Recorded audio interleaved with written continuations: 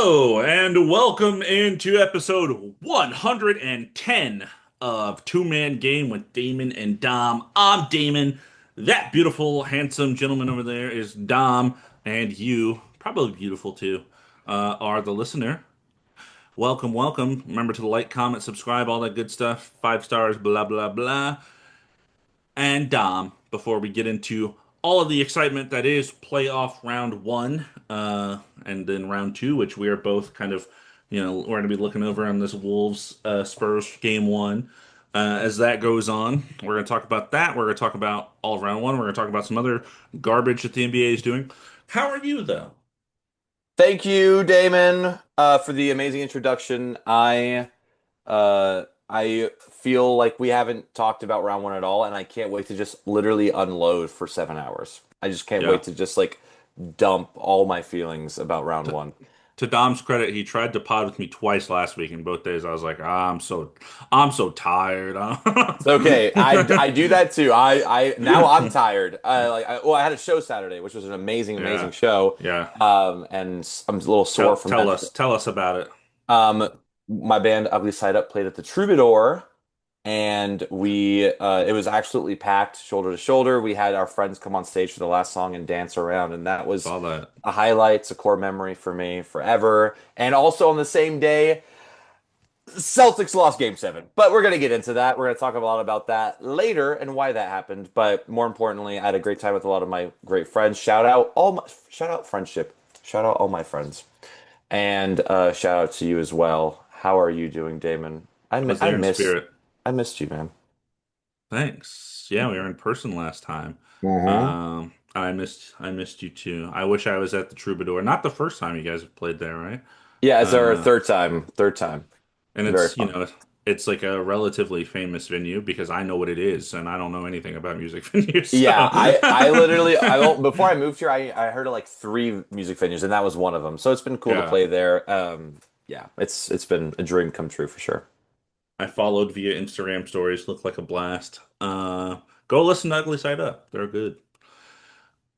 Check us What did out. I do? What did I do lately? It's been fine. It's been fine. I last time when we did our pod in person, I had my hair was way too long and I had no facial hair, and now I have facial hair and my hair is short. So it's like I'm a new person because we have graduation this week, so that's on the mind. Been playing games, disc golf, more of the same. Yeah, yeah, nothing really out of the ordinary though.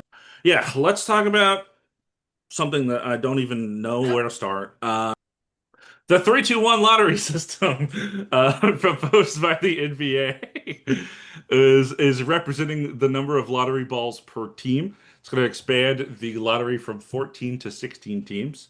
Teams that do not qualify for the playoffs or play in, but stay out of relegation, so that is numbers 4 through 10 in draft order, get 3 lottery balls each.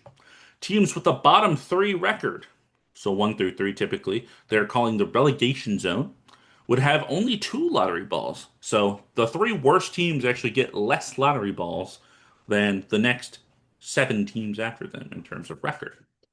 Um, but they can only fall to the 12th pick, while everyone else can fall all the way to the 16th pick. The ninth and 10 play-in seeds in each conference get 2 balls as well. The losers of the 7 and 8 game get 1 ball. In addition to all of that, no team would be able to have the top pick in consecutive years or get 3 consecutive top 5 picks. And you're not allowed to protect picks 12 through 15 going forward. No idea what that means. Um, I think so that's just base, like the yeah, like if you or you're like, oh, if it's a 13, if it's goes within 12 and 15, it's your pick. But if it goes outside of mhm, that, it's mine. So I guess they're like no more 12 through no more pick 15. protections on there. Yeah. Um, yeah, so the changes we go from 14 lottery teams to 16. The play-in teams are kind of added in there, even if they happen to make the playoffs, which is kind of interesting as the 8 seed, not as the 7 seed. Um, the number one, two, and three worst teams actually have less of a chance to get the number one pick than everybody else. And you can fall all the way to 12. You can be the second worst team and fall all the way to 12. Like that's crazy. Right now, you can only fall 5 spots back. So one falls to, or 4 spots back. One falls to 5, two falls to 6, etc. So basically, this idea is to incentivize winning, to incentivize not being the worst team or the top three worst team, bottom three team, I guess, because everyone else will actually have a better chance than you of moving up in the Yeah. lottery. So, kind of a crazy little Mhm. system they're implementing. What do you think about this, Tom? I think it's a little overcomplicated. I think they'll simplify it more if it gets approved. This is a proposal, so this isn't exactly what's happening just yet, but this is what is going to be voted on very soon. This is what all the team GMs have kind of looked at and put together so far. So some might not go through, but I like some of the details. I like that, team will be able to win the top pick in consecutive years. I think that's great. And you're not able to win 3 consecutive top 5 picks. I like that. It's simple. It's just simple. It makes sense to me. Um, the other stuff is a little bit harder to understand, but I understand where they're coming from. You're not going to be rewarded for losing almost every game that season, which I like. I get it. And if your team is just that bad and you're still trying, like, it'll be a weird adjustment, but I think it's better than what it is now. And it's mostly, I think, going to be better with their fans. Because if I'm a fan of, like, the Nets or the Wizards, I mean, like, I've met in the last year so many Wizards fans that are not Wizards fans anymore because they're like, I don't want to watch this lose all the time. I just changed my team to like other teams. So I like this for the fans. I think it will be simplified further because I think it is a little too convoluted for like the average I mean, I don't exactly get it either. I'm not gonna say like I get it, but I think you did a really good job explaining. I get it more for sure. But what are your thoughts on it? Yeah, it's weird. It obviously it makes teams like you said the Nets, I would say like the Jazz, they're kind of famously tanking at the end of the last couple of seasons. So it makes them not want to lose because it's actually better to win. I will say the counter argument is if your team isn't tanking, you're just really bad, and you're kind of punished for that. That's unfortunate. But like a team like the Nets, like you mentioned the Nets, I don't even think they were one of the worst 3 teams this year. I think the Jazz, Wizards, and Kings were all worse Oh, I meant like the than East, the but Nets.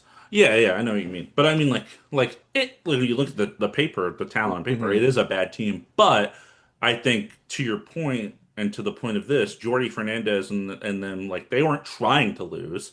They were just kind of rolling their guys out there and they're a really young team, so they struggled. Yeah, But they would still actually benefit from a system like this. Um, whereas a team like the Jazz who are purposely tanking would not. So I that's a can very see good point. how that would work. It's just yeah, if there's a year like the Kings this year, I don't know what they're supposed to do really. I don't know if they are that bad, but they had injuries. They had a lot of things that didn't make sense on their team. And then if they were to not, if they were to fall to pick 7 after having like that bad of a year, that's unfortunate. So I mean, there's pros and cons like there is with their current lottery system. Um, I think this will just be something that we kind of have to judge as it goes. Yeah, Um, I worry a little bit about like a Warriors, for example. They barely missed the playoffs, but like they could jump all the way up. This makes a team like that way easier to jump up to like the number 1 pick. Um, that's and a then good it's like, point. that's unfortunate. Kind of like the Mavs just did though. So it's not like it is exactly working right now. So I mean, there's no perfect solution. I don't really know. I think we just kind of wait and see. Yeah, I'm sure if there is something like that, like what you mentioned, with like the James Wiseman thing, they jumped up to 2, and then they might put like if you were a top 6 seed the year prior, you can't get anything higher than 5, or you know what I mean? Maybe Oh, like yeah, that'd be interesting. yeah, something like that. But then there's gonna be so many details, and you get bogged Yeah. down. That Anyways, it'll be like when you're trading for picks and it's like it's protected from 1 to 4 and also 6 to 10 and we've swapped it with 3 different teams. It's like all right. it's like, so who has this pick anymore? Who Who's knows? watching the draft? Because I'm not. At this point, I don't know what's happening. Fair. Um, moving on to some more general news. John Wall, very famous wizard, who also played on the Rockets for a little bit, Clippers, kind of bopped around. He has been hired as the president of basketball operations at Howard University. Did he go to Howard University? He did not. John Wall famously went to Kentucky, I believe, Okay. number one overall pick. But Howard University is in DC, Oh, very cool. um, so that makes sense. It's kind of like it's kind of thought of as like the Black Ivy League school. It's an HBC, right? Historically black Yeah, college. That's what I was thinking. yeah. I don't think it's technically Ivy League, but in terms of like that prestigiousness, that's kind of where it lies. Cool. Um, It's interesting. The player to front office role without having any prior experience is always a little weird. But he's one of the better Washington Wizards in the last 20 years. So like I get it, but also I hope there's someone with a little more knowledge of kind of how the college basketball, especially with everything being new with NCAA transfer, NIL, stuff like that. I hope there's someone that has a lot of knowledge of that in his corner. I'm sure there will be. Yeah. Um, but that's cool regardless. Yeah, I like seeing basketball players who love the game so much they just want to be a part of it. So, this is cool. And I hope it goes well.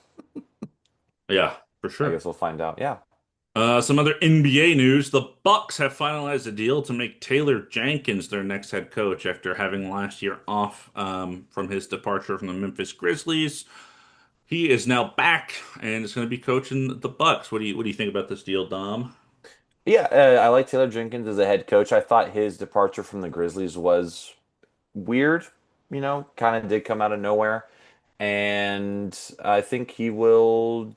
I don't know what the Bucks are gonna do. I mean, they might not even have Giannis, so I don't know what team he's inheriting. But he was a really good head coach. I liked him with the Grizzlies. I think he's good at adjusting in game and making trying to get players to work. Obviously, the Grizzlies didn't go too far in the playoffs, but he's a good coach. Do you have any thoughts on Taylor Jenkins? I'll just say I think I'd like this more if Giannis isn't there. I can see, like, I know kind of there's a locker room thing with Taylor Jenkins and John Morant, and I think that's mostly John Morant's fault, not Taylor Jenkins' fault. Um, but I think that if there's no like star, no expectations, I could see Taylor Jenkins being a good guy for kind of building culture in like a rebuild mode. Yeah, Then it would make more sense to me. I do agree. I think that makes sense. Maybe this is a preview of what's to come, Sure. perhaps. Yeah, and similar news, the Chicago Bulls head coach Billy Donovan is leaving the organization after 6 years. So we had the Arturas Karstanovas. He was the general manager, right, of the Bulls, That and then that no, I think he was the president of basketball operations, I think. that's what it was, president of basketball operations. So they were let go, him and the other guy in the front Mark office. Eversley, Yeah, who was the GM, I think. he was. Yeah, I couldn't remember which one. And Billy Donovan not let go. He decides to step away from the organization. They, He they really put wanted to keep him, and he was like, "I'm good." Yeah, he I'm I read a gone. little thing he put, like, I don't know if it was Instagram, but his little statement about it, and Yeah. he talked about how Chicago has been, a home to him and has been great, but he just, he wants also what's best for him and the organization. He thinks that him stepping away is uh, a good idea, and I agree. I think if you're gonna start from the beginning, you're really gonna do this rebuild, redo the front office, get a new head coach that's going to develop these guys. Billy Donovan, great coach, just is not going to fit. So I love that he's recognizing that, and we'll see what he does next. And he's already in the Hall of Fame, so Right. Yeah, this is something that Jared talks a lot about when it comes to football, having your front office and coach line up, where you're not hiring them always separately, because often when you bring new front offices in, if there is beef with a coach, and I don't think there would be beef with Billy Donovan necessarily, it can just end to like kind of a messy departure early on.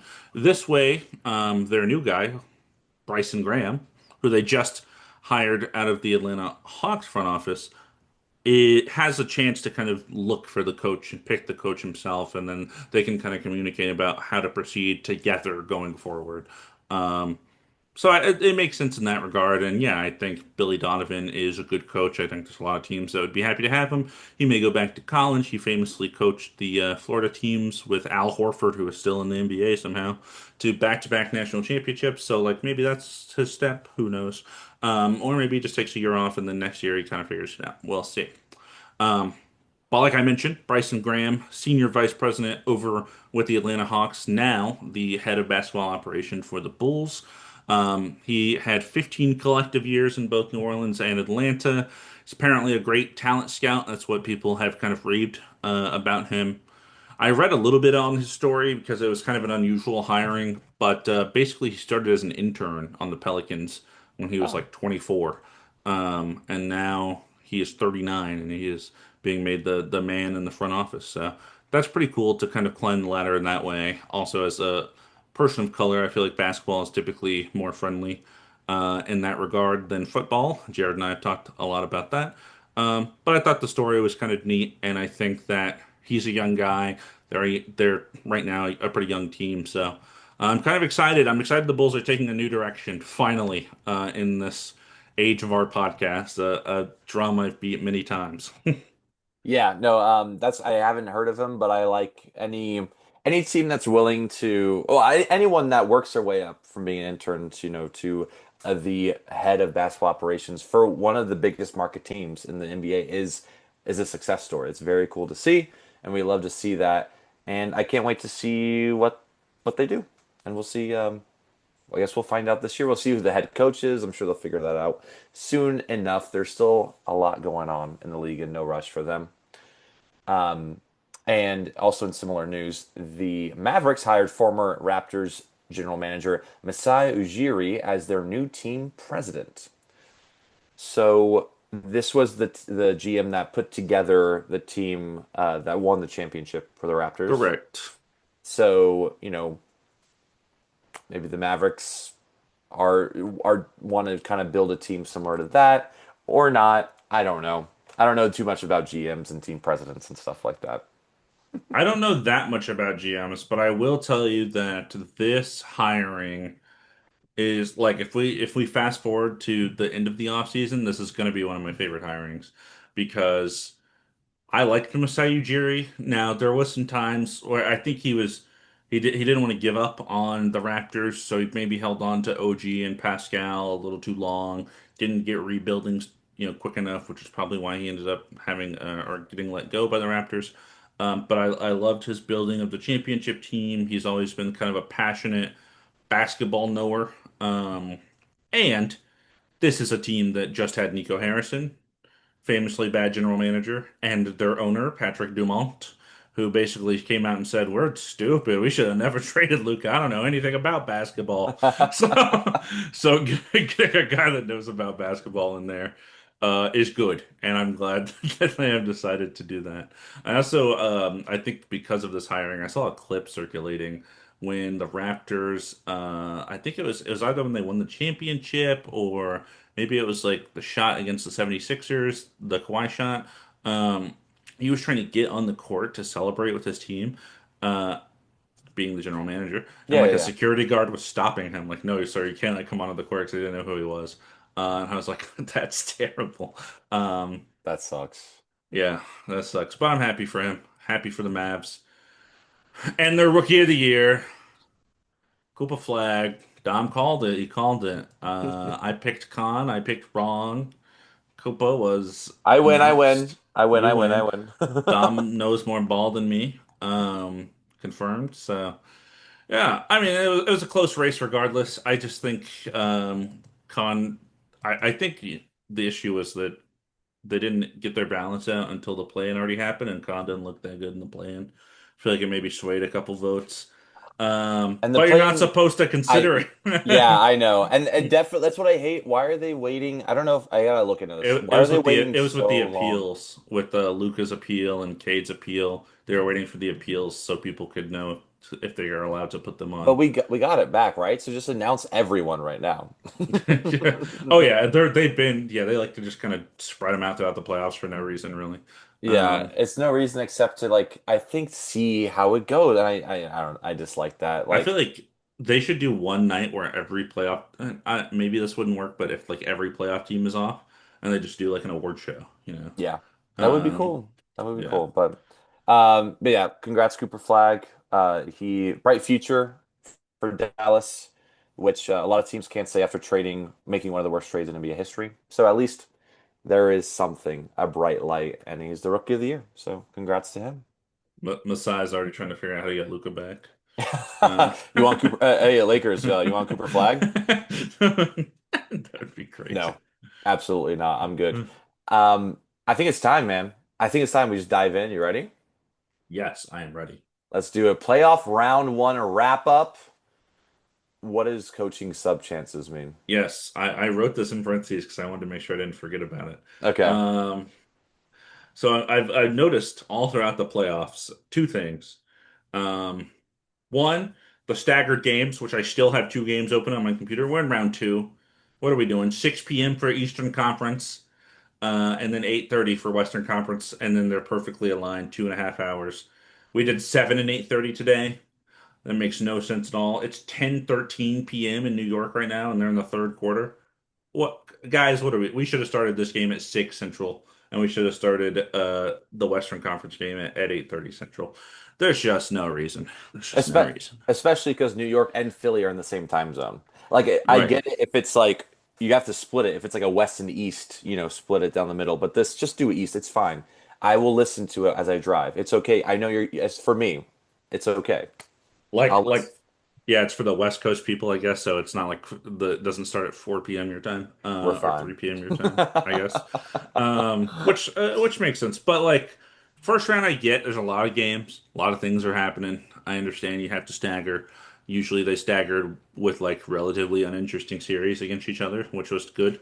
But right now I have end of third quarter for Knicks Sixers, which luckily is a blowout, so it's not that interesting. And just starting the second quarter of Spurs Timberwolves. This should not be happening in the second round. That's one thing I want to say. The second thing that I wrote, coaching sub chances. I've noticed a lot throughout this playoffs, and maybe I just like it's always happened, and I'm just finally noticing it. Um, at the free throw line, you know, when you're taking a shot, if it's a 2 point shot foul or whatever, so you get two free throws. Take your first shot, subs go in, right? And then you take the second shot, and you move on. What I've been noticing more and more of, instead of having like, we both played basketball when we were young, the coach would like just throw you up to the scores table, and then whenever that next dead ball would happen, you would go in.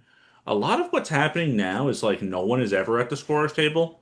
It's just like as they're shooting the first free throw, the coach is like, "All right, let's go, let's go, let's go, let's go." And then we gotta like wait this dance of the free throw going in, the ref's holding it, and he's just like standing there because he doesn't know what's going on because there's people coming from the end of the bench right when the free throw goes up, and then the other coach sees him do that and he goes, "Okay, now you're coming in because they're coming in." And it's like, what? We should not be allowed to do that.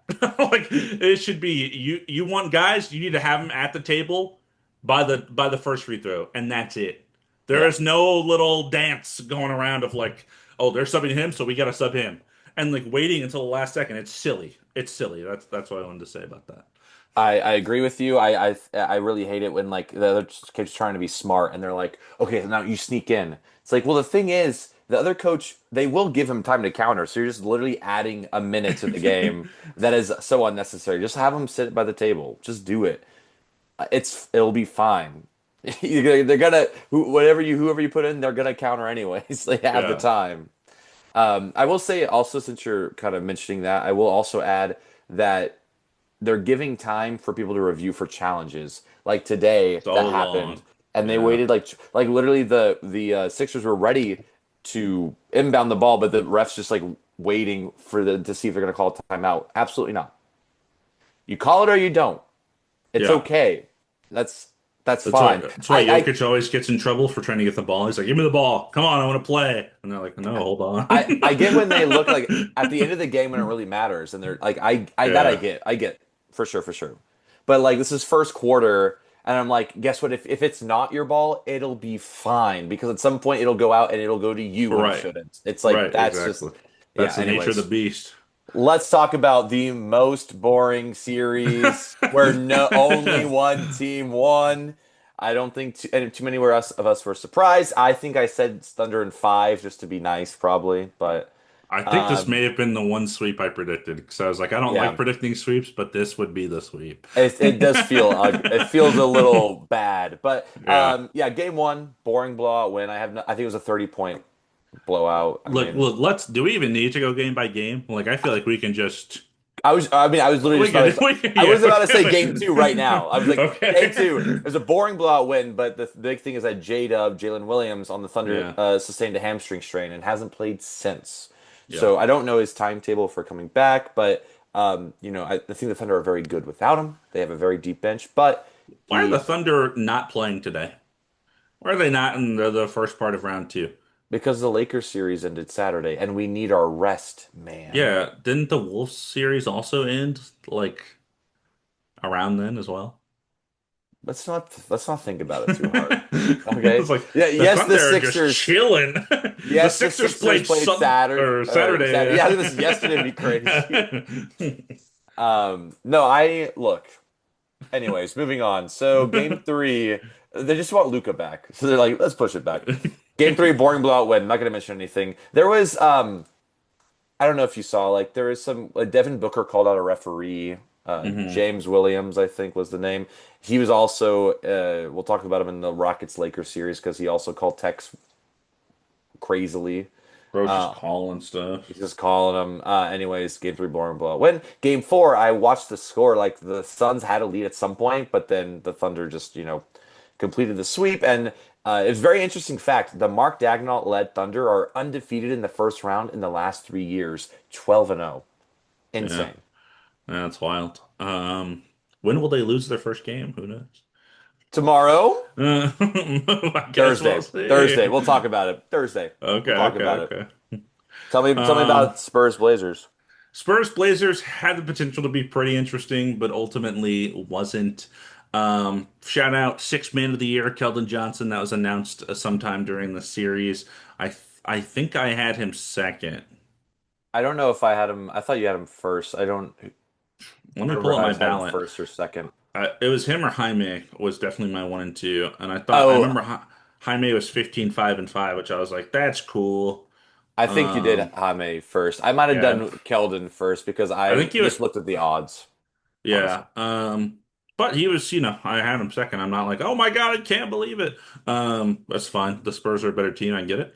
Um, Game one was relatively uninteresting. The Spurs just kind of killed them. Game two, was more of the same, except Wemby ended up going out. Scary head injury. People have probably seen the clip if you are into ball, but he kind of fell and literally saw his head bounce off of the court, and then he was out.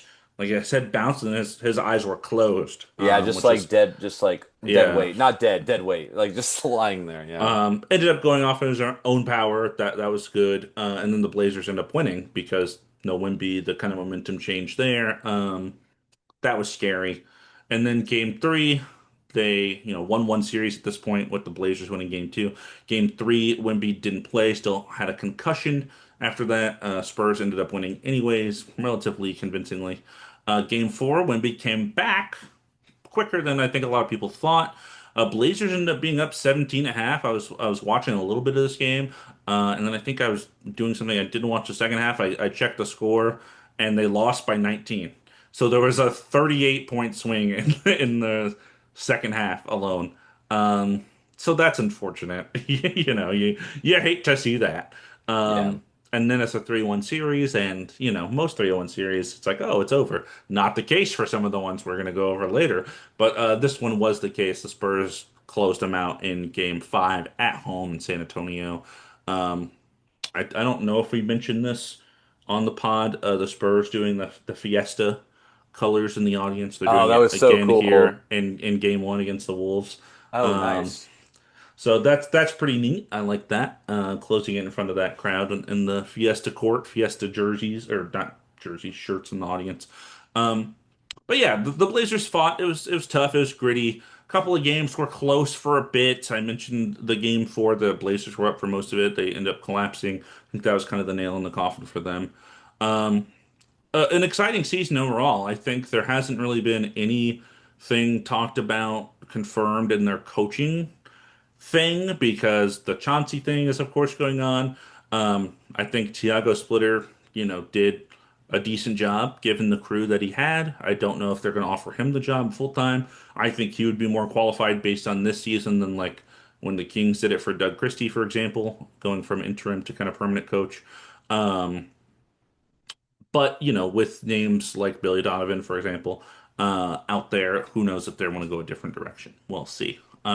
Yeah. Overall, got to be happy if you're a Blazers fan. Like this is the expected result, but it was a good season. Same thing, I guess, with the Suns last round. Good season for both teams. Kind of surprising seasons entering the playoffs, and expected losses. Like you may want to get a game or two if you're the Suns, but expected losses nonetheless. And yeah, Spurs look good even without their guy.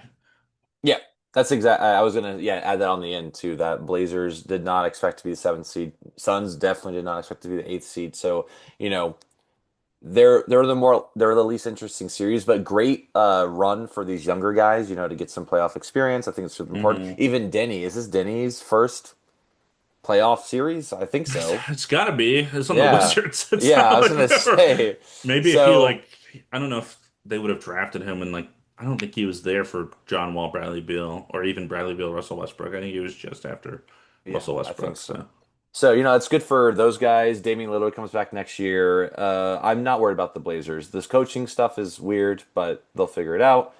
Um, yeah, congrats to the Spurs. And yeah, they're playing right now. It looks like they're up by 3 against the Timberwolves. We'll see what happens. We'll see what happens.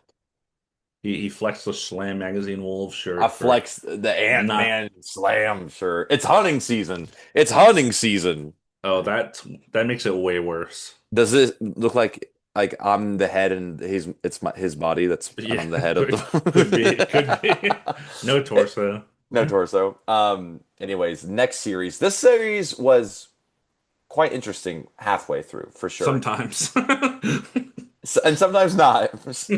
Historically not interesting. We'll talk about it. Knicks, Hawks. Knicks ultimately win in 6-4-2. Before we get into it, shout out most improved player, Nickeil Alexander-Walker. He was my pick for sixth man of the year. Or sorry, most improved player. Your pick for most improved player.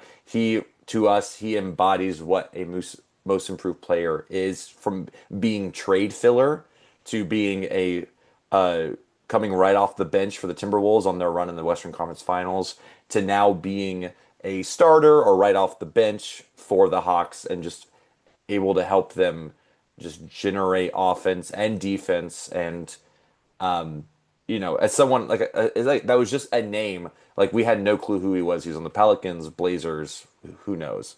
I want to say with 8+ minutes of Knicks Blazers, I'm sorry, Knicks Blazers, what? Knicks Sixers. We got the bench lineups in. We got the garbage time lineups in. Yeah, Um, yeah, good to with mention. like a lot of time. So Knicks are gonna take game one. Yeah, it's like a 30-point game. So we'll talk about the Sixers. I'm very curious about this matchup, but we'll get there. So congrats, Nikhil. Anything else you want to add about that? No, no, we talked about it, when we did our awards. I think he was definitely deserving of the award. And yeah, I mean, I think, yeah, we got to talk about the series, I think, before. Yeah, for sure. So Anything else? yeah, game one, relatively uninteresting. The Knicks win the game in Madison Square Garden. Game two, Hawks upset the Knicks, win by one. If I remember correctly, the Knicks had the lead. There were some unfortunate turnovers, some fast breaks, and the Knicks just kind of fell apart. Cat did not really seem himself game one, game two, game three. He Hmm. really came alive in game four, which we'll talk about a little bit. But yeah, game two was a huge mishandling of like that last half of the fourth quarter, just kind of disintegrated, and the Hawks were able to take advantage of that. CJ McCollum, shout out. He was a big part of that So yeah, comeback, as well as Jalen like Johnson. like essentially a game winner in one of these games. I don't remember which one. I'm pretty sure it was game three because I remember game two, they got a steal. They like stole it from Brunson. Very, very similar to like the Mikal Bridges steal from Jalen Brown last year. He just kind of Hmm. ripped it from him, and Jalen Johnson and Nikhil just like dunked. They like to get the lead with one to Yeah, go. yeah. And then there was like an inbound and they missed it and it was Hawks won. Game three was CJ McCollum. That was the game winner. They also won by one. So two back-to-back games they win by one is crazy. And they And had the lead 2-1 Hawks. Yeah. 2-1 Hawks. I was like, could they ups like they It could. was looking pretty interesting right around then. Yeah, and then game four, Karl Anthony Towns decided to take control and be the player we all know he can be, the best shooting big man, self-proclaimed. And I believe he had a triple double, I think. He had multiple triple doubles in the series. Yeah, I believe it was game four, five, and six. I think it was like all in a First Nick row. ever with multiple triple doubles. That's what they said earlier in the game when I was watching it. That's what I heard too. Yeah. So happy. I mean, the Knicks were able to tie the series 2-2, and they were going to Atlanta. So this was Hmm. good. Or sorry, they were going back to New York. So that's good. You Hmm. get the momentum on your side. And yeah, they Jalen Brunson was just able to torch the Hawks. And I know you want to shout out another player on the New York Knicks. Yeah, before I shout this guy out, how many blocks do you think Victor Wembanyama has in this game? Mm. 7 minutes left in the second quarter. I'm gonna lowball it because I'm like it should only be two. Yeah, he has 6. Yeah, yeah. I just saw that stat pop up on the screen and I was like, all right, that's insane. I haven't obviously been watching a lot because we're potting, but I just looked over for a second and was like, cool. Um, So at this rate, he'll have what, like 15 by the end of the right. game. But that does play into this other guy I wanted to shout out, Mitchell Robinson, because he was a monster in Game 5 on the defensive end, rim I was protecting, rebounding. Yeah, what are you waving at? No, it's just the Kobe thing is like it's throwing me off. That it just looks like a giant light, Oh, I see. right? Yeah, yeah, That's it. That's anyways. I yeah. And the offensive board too is also good at that end. I think that we like Onyeka Okongwu, but I think the Mitchell Robinson size, I think, really mattered in this game because he just kind of they just couldn't do anything because he was all over the place, and ultimately that and Brunson, I think, won them the game, and they carried the momentum into Game 6. And oh boy, tell us about Game 6. so I'm driving home from work. I realize that the game started 30 minutes ago. I was like, okay, I'm gonna turn on the game and listen to it while I drive. And I when I drive home, I'm in standstill traffic a lot of it. So I was very safe doing this. I went to the NBA app just to you can kind of pick like the radio and you can listen to it. So I was gonna do that. I see the score. I take a screenshot. I send it to Damon. It's uh, toward the end of the second quarter, and it's 78 to 29. So I thought that it was a glitch. I was like probably 59 or 69, something like that. So I go to the box score just to make sure. Nope, nope, 78 to 29 at the half. Yeah, Knicks won game six. I don't know if you could tell. They also made playoff history with how many points they made in the first half and also the total and how much they won by in the first round of the playoffs, which was, I think the final score was 140 to 90 something. It was Yeah. basically a 40-point blowout. Um, yeah, and they won in Atlanta. I thought maybe there would be some life, but the Hawks just did not have anything going for them. And there's a really famous Chris Paul video of him making a three, and the announcer is like, Chris Paul makes a huge three to cut the lead down to like 34. But the It's exact like same thing. 52 or something. It's insane. Yeah, well, and this happened in this game. Like CJ McCollum makes a three to cut the lead down to like 57, and Yeah. it's like okay. Now Chris Paul can retire in peace. Yeah, but like talk. So the Knicks advanced, but as you know, watching the Hawks, I think they should be proud. They showed a lot of grit to win by at least two of these games, which is crazy. And I think they have to seriously consider what the future is for them. They have some young guys. Zachary Ricochet did not get a lot of run. Interesting if you want to use him to Looked bad. trade. Yeah, so what depends which players they want to buy in on, which ones they let go. Do they keep CJ because he was really good for them at the end of the season and part of that Trae Young trade. So some decisions to be made, but I don't think they should be downtrodden too much about this series. I think it was hard fought, and And yeah, the Knicks were just the better team, which a lot of we picked Knicks in 6 too, I think. So, Yeah, something like that. I don't remember. Definitely pick the Knicks. yep. But yeah, so far 3 for 3 in the series that we've discussed, and we are in unison on I think all but a couple series, and including this next one. Lakers Rockets, which I originally had at the end because I said this may be the most interesting series, and then it didn't unfold that way. I will say for context, of course, no Luka the entire series. Austin Reeves came back in game five. Kevin Durant only played in game two. He had a bone bruise he hadn't practiced before game one, didn't play in game one, played in game two, sprained his ankle, didn't play the rest of the series. So a lot of missing pieces, and of course we're without Fred VanVleet, Steven Adams, blah blah blah. So the series can basically like be summed up as we suck at offense. That's from a Rockets fan. I'll let you touch on the Lakers, but I'll do the Rockets. Basically the one game Kevin Durant played. He would get the ball, top of the key. He would get blitzed by a second defender. Kevin Durant is not a playmaker. He would turn it over, throw it away, something, or just making kind of a wacky little shot attempt. Just not good half court offense all the way around. I think as much as I love Amon Thompson, I don't think his playmaking has developed to where we need it to for like a point guard. He can make the extra pass, but I don't think he can run the offense necessarily. Shingun clogging up the paint. That's not good for our offense either because Amon Thompson can't shoot. Shingun can't really shoot. And then with Kevin Durant out, we played a lot of Tari Eason. I like Tari Eason. He's also not a great shooter, especially when you're subbing in for Kevin Durant. So we really only had two shooters on the court at a time, maybe. Jabari Smith, great series, loved him. Reed Shepard, not great, but can shoot the ball at least. So that was really it. No one else. Like we're like Josh Okogie, Dorian Finney-Smith, like guys that are not can't really shoot, but like hope they make a shot or two out there. So yeah, it really boiled down to lack of shooting, clogging the paint, um, not playmaking, not running any offense. Do you know how many points we had at the halftime of Game Six? Were you want? I don't know if you were watching the I Lakers game. wasn't able to. I forgot where I was, but I know it wasn't close. Yeah. The Knicks had 29. That's pretty bad. Where do you think we were? You know, the I mean, the Hawks had Hawks had 29. 29. Yeah, yeah. Yeah. I would say like probably like 42. 31. Yeah, it was an abysmal watch, let me tell you. Mm. Um, So yeah, I mean that's really what it boils down to for the Rockets. We're just not good at offense. All our points were in transition, basically. I'm over Şengün.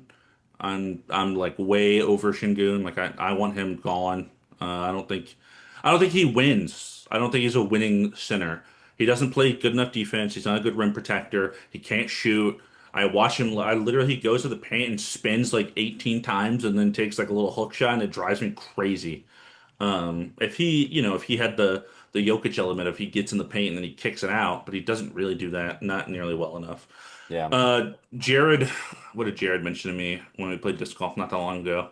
Um, I think he said something like, Şengün, Reed Shepard, and stuff for like Giannis. I'd be like, yeah, I'm definitely game for that. Um, but looking back in the Kevin Durant trade, I didn't really want to do it at the time. When we did it, I said. I'm okay with it because we didn't give up anything I super care about. Jalen Hmm. Green, Dylan Brooks, whatever.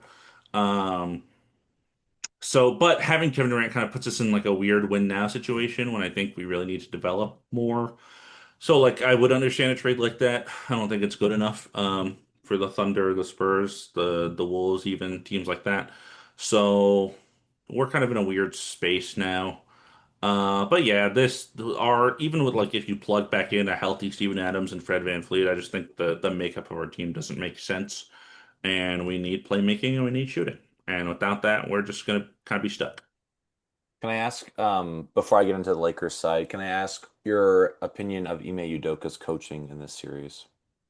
Yeah, that's a good question. I thought about this because it boils down kind of to like I think people started putting him under fire a little bit, um, but I don't know what he's supposed to do.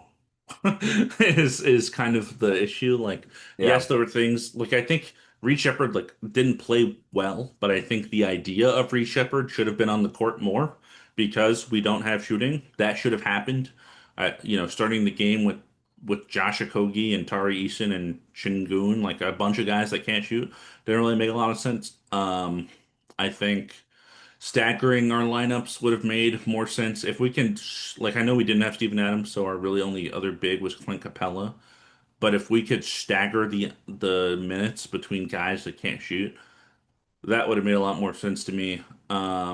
I think we didn't adjust really like ever. We just kind of kept doing the same thing over and over again, and it never really worked.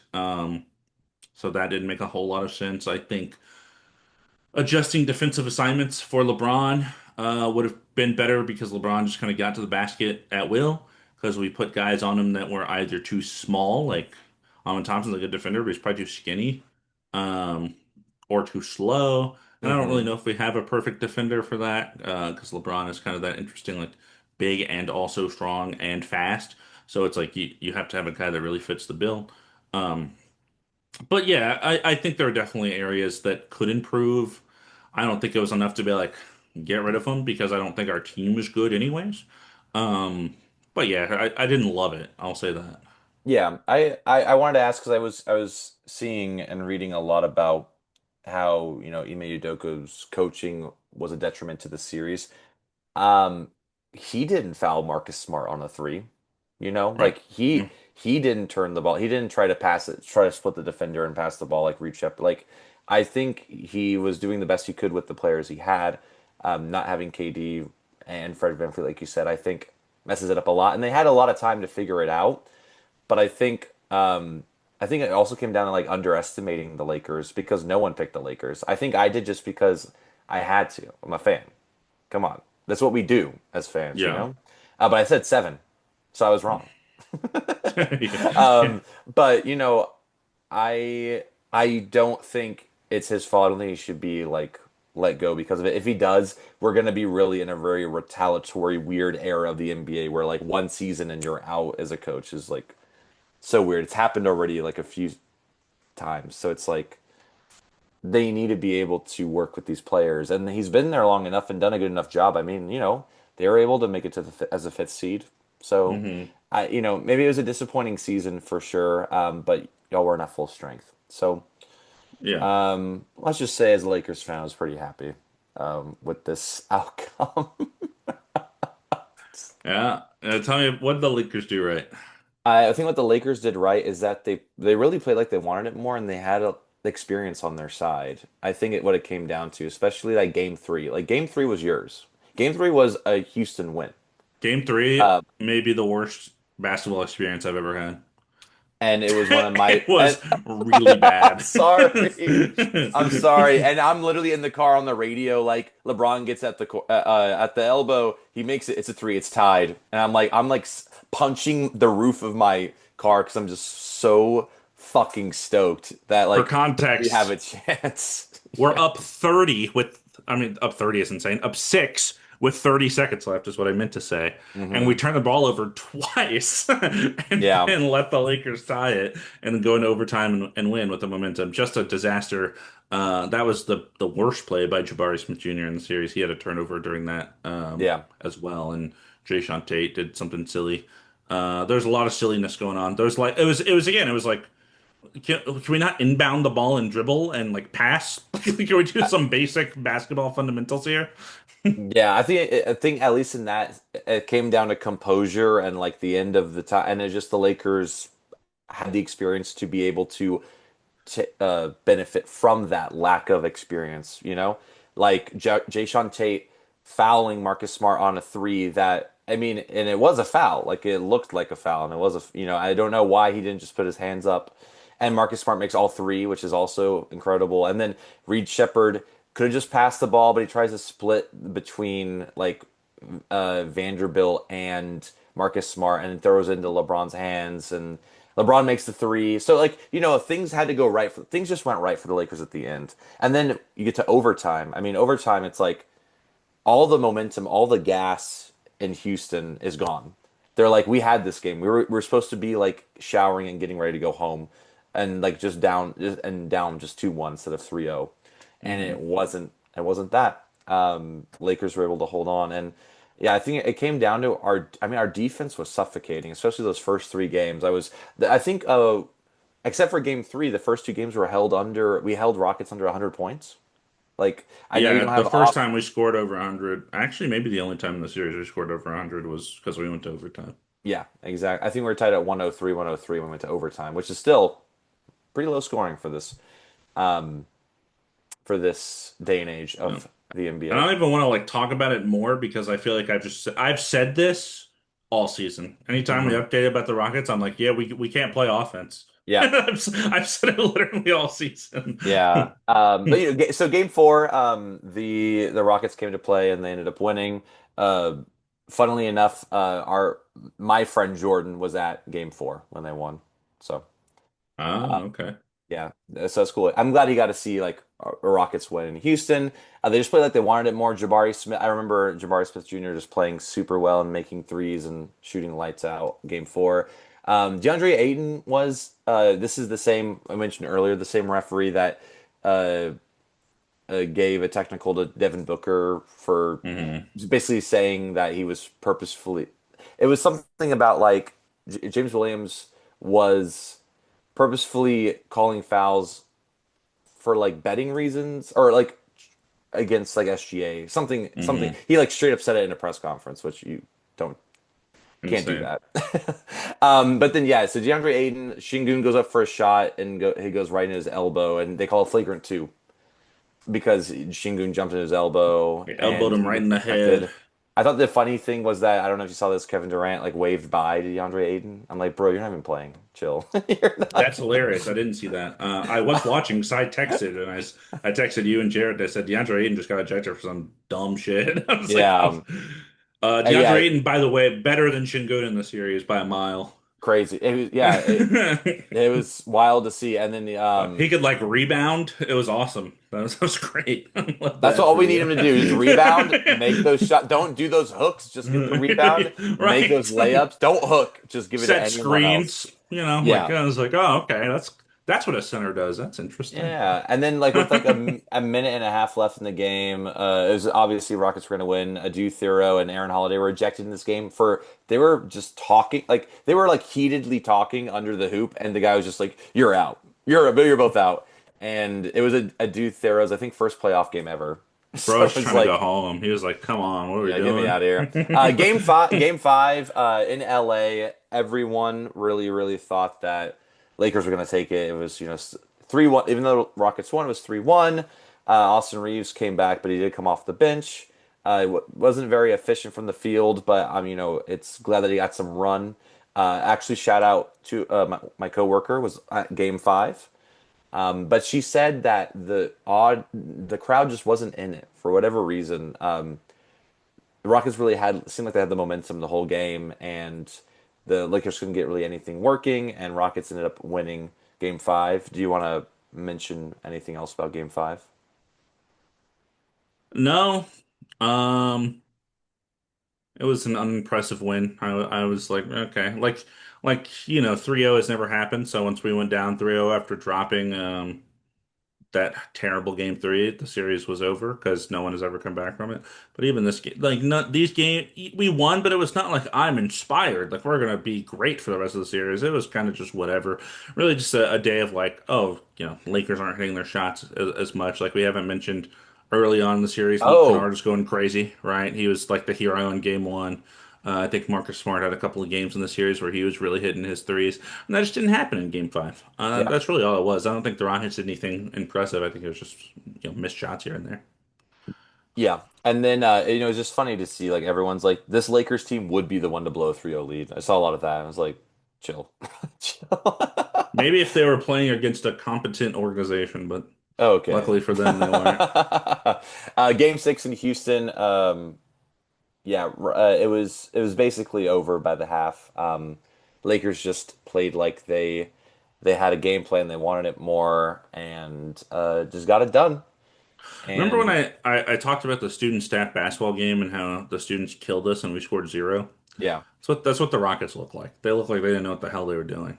yeah. I mean, LeBron James looked great all series. He looked really exhausted, I would say, after like game 4 and game 5. It didn't really seem like he had all that energy. But game 6, he was kind of back, and he was just like you mentioned Tari Eason on him. Like he's just bigger, so LeBron James just backed him down and was able to just kind of use his strength against him. And yeah, Lakers won in Houston, and they won in 6. So we have the Thunder to look forward to, which we'll preview. We'll talk a little bit about that later. But We sure will. I just do want to say I'm very, very, very proud of this Lakers team. I did not expect this. And Marcus Smart, I want to shout him out because I didn't. I thought he was going to be fine. I thought he'd be too injured to play anything. And he mentioned in the press conference, like I thought I was going to be out of the league. So it's nice that I'm able to be in have these chances, these opportunities to play in playoff basketball and have meaningful minutes and do meaningful plays. So just wanted to congratulate the Lakers on a series no one picked them in, you know? And I don't know if anyone will pick us in the next one, but it's cool to see. I know everyone's waiting for Luka, but I'll talk about that a little bit when we get there. But we have another series to talk about, and I want you to tell me. Or no, this one. I think this one was mine because I think the last one was yours, right? Yeah, it was mine. I was just really talking about how I hate the Rockets. That was Yeah. really it. We'll pop around. But we're gonna talk about Nuggets Timberwolves real quick. Yeah, real Timberwolves. quick. These are some series we're about to get into. Did I say real quick? I meant real, not quick. Right. Nuggets Timberwolves. Timberwolves end up winning in 6. Game 1, the Nuggets won pretty easily. I didn't really have anything else to add. In Yeah. that they just kind of had the lead the whole time and was able to keep the lead. hmm Cool. Game 2 is when it got really interesting because the hmm Nuggets were winning this whole game, and then toward the end of the fourth, the Timberwolves defense just was suffocating. Just locked them down. Yeah. I think for like I wanted to say like a game and a half, like a game in the first half of the game two, I was like the Nuggets look like they're like a championship winner. Like they just look unstoppable. And then yeah, the second half of this game just flipped the script. Um, Absolutely. Adjustments, Ime Udoka, and he hasn't heard of those, but the Wolves are good at that. Chris Finch, they really know how to adjust to situations based on what's happening in the game and based on player availability, which we'll get into as well. Yep. And it's interesting to also after the Timberwolves were able to win this game, Jaden McDaniels called out the Nuggets. This has been talked about quite a bit. Their Spinners, top 5 or 6 are just they're bad defenders. yeah. And they talked about that the rest of the series. I wrote type 5 or 6 because he literally said like, yeah, they're just not like there's not very good defenders, and he just went like Jokic, Jamal Murray, Aaron Gordon, Christian Brown. He just started naming their whole roster. I was like, that's crazy. Um, Especially Aaron Gordon, because I feel like Aaron Gordon is like a renowned good defender, so it was kind of Yeah. funny. Shout out Jaden McDaniels, inciting the Oh, playoff rivalries. I will talk a lot about Jaden McDaniels very soon. Game 3, Timberwolves blowout win, and Ant-Man wasn't even good. I think he hadn't. I don't want to say 7 points, but it wasn't a lot. And Yeah. they just played. Yeah, the Nuggets just played like they didn't know what was going. Like they were, I think, 20th in defense in the year, and it really kind of showed in this game in particular. Maybe the game 2 rattled them, and it's interesting because the Nuggets do have this championship experience. So I would normally say that it's inexperience, and that's why hmm something like this happened. But with this, it just seemed like they didn't want it as much, and they were playing in Minnesota, and maybe it was just too much for them. And you know, I don't know if you have anything to add. I just didn't. It just didn't seem like they like wanted it as much. This team just has their number. The Wolves have the Nuggets number. It's interesting. Um, I think they've played in total the last 3 years like 30 32 something times, times. yeah. Yeah, which is crazy. Anyway, sorry, continue. You know what I'll say, and we haven't got the rest of the series yet. Remember when this team fired Michael Malone right before last year's playoffs? Interesting. Because I think Jamal Murray had a great year. I think Jokic is Jokic, and granted he had some turnovers, some sloppy defense here and there. Um, but he's still Jokic. But like Christian Brown, where did he go? I don't know. He's just like stopped being good. Worth mentioning, Aaron Gordon missed a couple games. Peyton Watson missed the whole series, and he was really important for them at times this season, especially later in the season. He kind of developed. You mentioned Christian Brown. You know his contract next year starts, and it's I think 5 years, 125 million. Yeah, extension's looking bad. It's looking real bad And right now. long, and long. Yeah, yeah. Um, yeah, and Cam Johnson, I think he was probably worse than Michael Porter Jr. And they traded Michael Porter Jr. and a first round pick, I think, to get Cam Johnson. So like, yeah, not looking good. But Yeah. Wolves are up 2-1, going to game four. Hello, Anthony Edwards injured out, knee, calf, something like that. Um, and then DiVincenzo tears Achilles near the end of the game, I think. Um, oh my God, that means the Nuggets tied it up, right? Wrong. Ayo Dosunmu, 43 points. Wow, remember when they traded for him, like for nothing for him at the deadline? And we were like, wow, what a great trade. I can't believe the Bulls gave him up for that cheap. Have you said that about the Bulls before? Probably. And he proved his worth in that game. Just awesome, awesome work from him to give the Nuggets a 3-1 lead.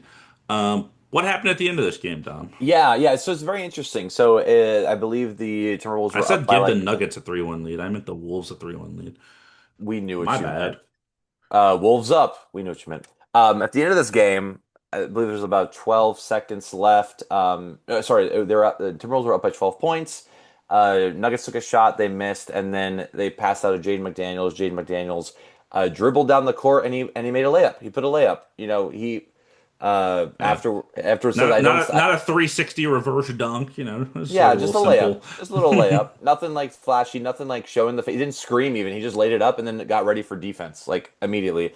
Who runs down the court? Jokic runs down the court, gets right in Jaden McDaniels' face, starts pushing him. They Yeah. start yelling. Well, Jokic is yelling. Jaden McDaniels is like smiling. Yeah. Like there's some shoving, and then they kind of separate it, and he's just kind of smiling watching this. Nas Reed comes and pushes him. I think, as well.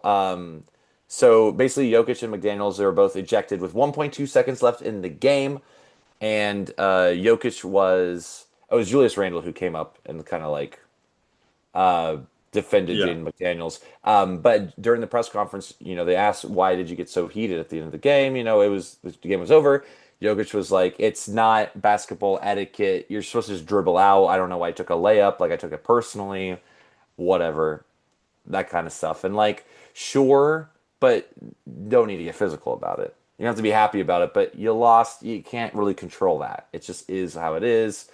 Um, and then yeah, Jokic and Julius Randle were fined as well for that altercation.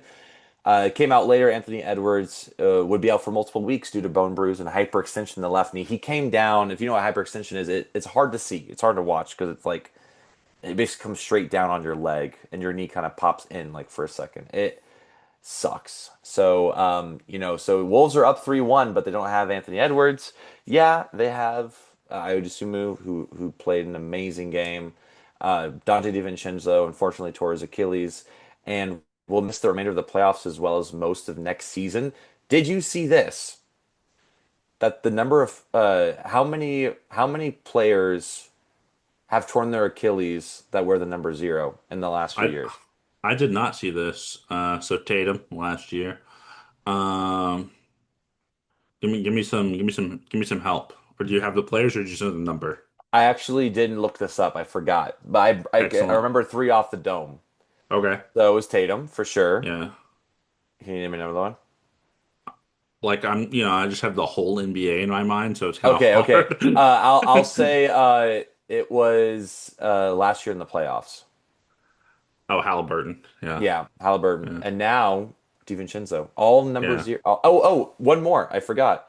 Got traded back to the original team. He never should have left. Oh, Dame. Yeah, yeah, yeah. Yeah, all wear number 0. Those were Isn't that all in the playoffs last year. That's Yeah, crazy. and they were number 0, all of Yeah. them. Crazy. Well, Yeah. don't wear them. Russell Westbrook could never. If you're wearing number 0, change it right now. Change it right now. Change it right now, please, please, please, please. Yeah. So game 4 was Honestly, it's really hard if you're on the Nuggets team. I mean, imagine that you Ant-Man's out, Dante DiVincenzo's out. This is your game to take, and they just don't. They don't take the Hmm. moment there, you know. Game five, Nuggets play really aggressive. They had the momentum going into the half, and they just kept it the whole time. Interestingly enough, similar to the end of game four, Jokic did this thing too where the clock ran out. He was gonna try to give it to the Timberwolves player because the clock was gonna run out with like a couple seconds left. Then he grabs it and they start like yanking at each other for it. And it was like they asked him why did he do that. It's like, oh, it's because of the end of the last game. I'm like, dude, just let it go. Come on, like Yeah, what you know how to stop that if you're Jokic. Don't lose. And, for real. and that won't happen. It's also weird because he usually doesn't do antics like this. Like all he wants to Yeah. do is just watch his horses, right? And now he's doing stuff like this. I'm like, this series, this team gets to them, gets to him Yeah. and the Nuggets, and it is They like can't win incredible. in Minnesota. Yeah, it's They lose in Minnesota badly a lot. yeah. And so going to game six, it's 3-2. Timberwolves are still up.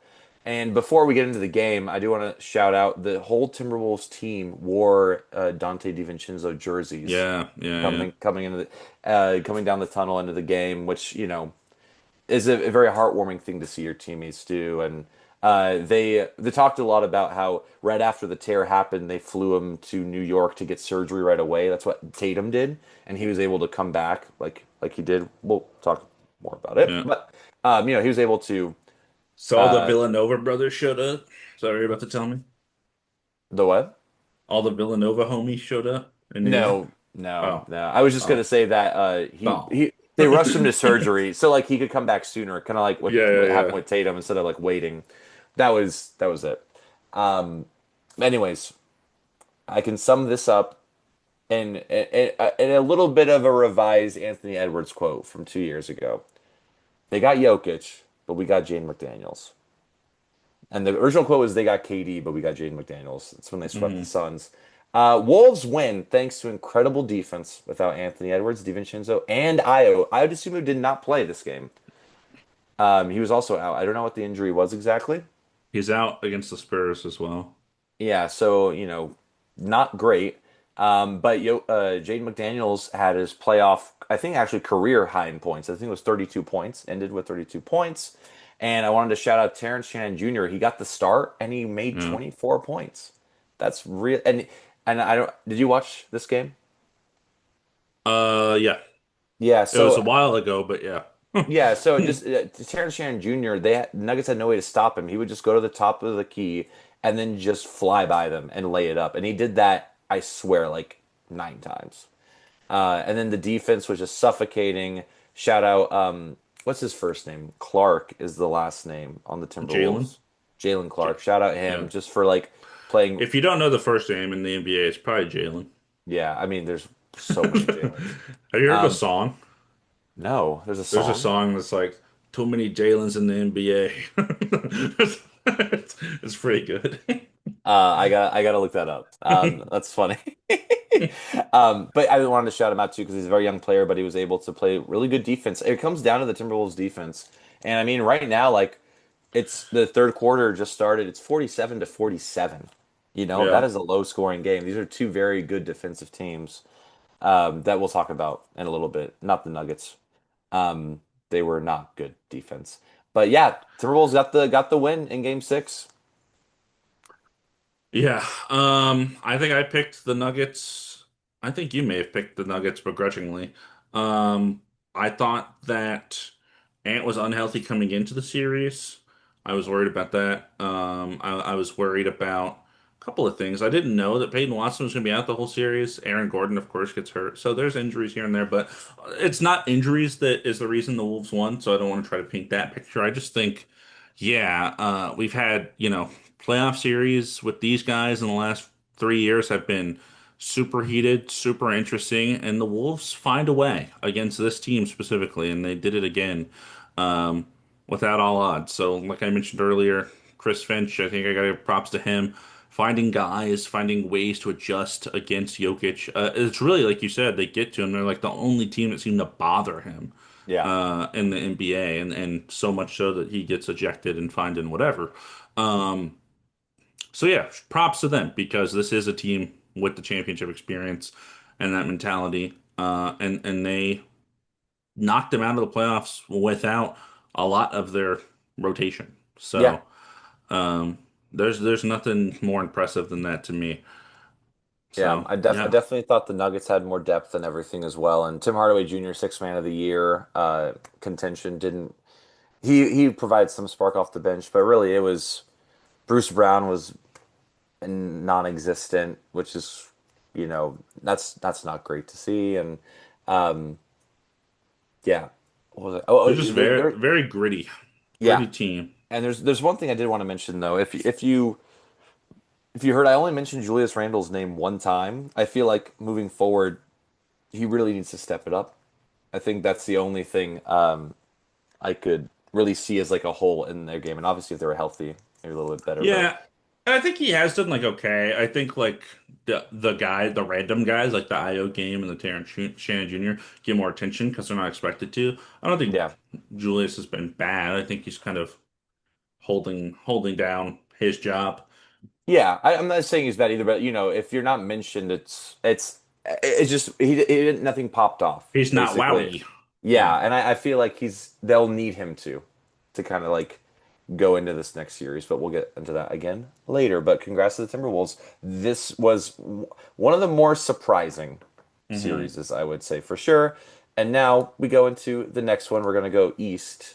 Cavaliers versus Raptors. We're gonna go east, east, east because they all went to 7 games. Crazy. I mean, Um, number one, so cool. So many game sevens in round one. I was trying to explain to people how crazy this is, and they kind of yeah. got it. But you know, Crazy first round. The least interesting of the 7 game series has to be Cavs Raptors. You can go game by game, but it was basically, oh, we're at home, we're winning the game. That was the whole series. Every team won their games at home. At the end of game 6, the points for the series were exactly even.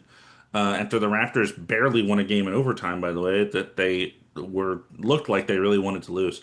Um, I think the interesting things start in game 4.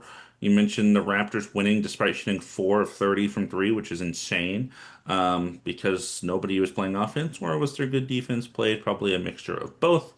In game 5, the Raptors really had a chance to take control of the series. The Cavs come back in the fourth quarter after they benched Jared Allen, which was a decision, but Jared Allen was not playing well in that game. I wanted to shout out Jacoby Walter, Jamal Shed, and Colin Murray Boyles. These kind of, the Raptors thing, the 6'8" defensive wings that can shoot threes. That kind of describes all of those guys, and they were all playing really well because Brandon Ingram left with an injury, missed the rest of the series. So that was obviously a big deal, and part of the reason that the Raptors ultimately lost in Game 7. One of their primary scorers was out. Worth mentioning, Emmanuel quickly was also not available for this entire series as well, so they're missing 2 of their kind of primary scorer, ball handler players. Um, but those guys stepped up, I think. They stepped up on both ends of the floor, hitting threes, playing good defense, etc. There was this interesting narrative I saw of Scotty Barnes and Evan Mobley, of course, the third and fourth pick of the 2021, 2022 draft class, um, in which Evan Mobley won Rookie of the Year.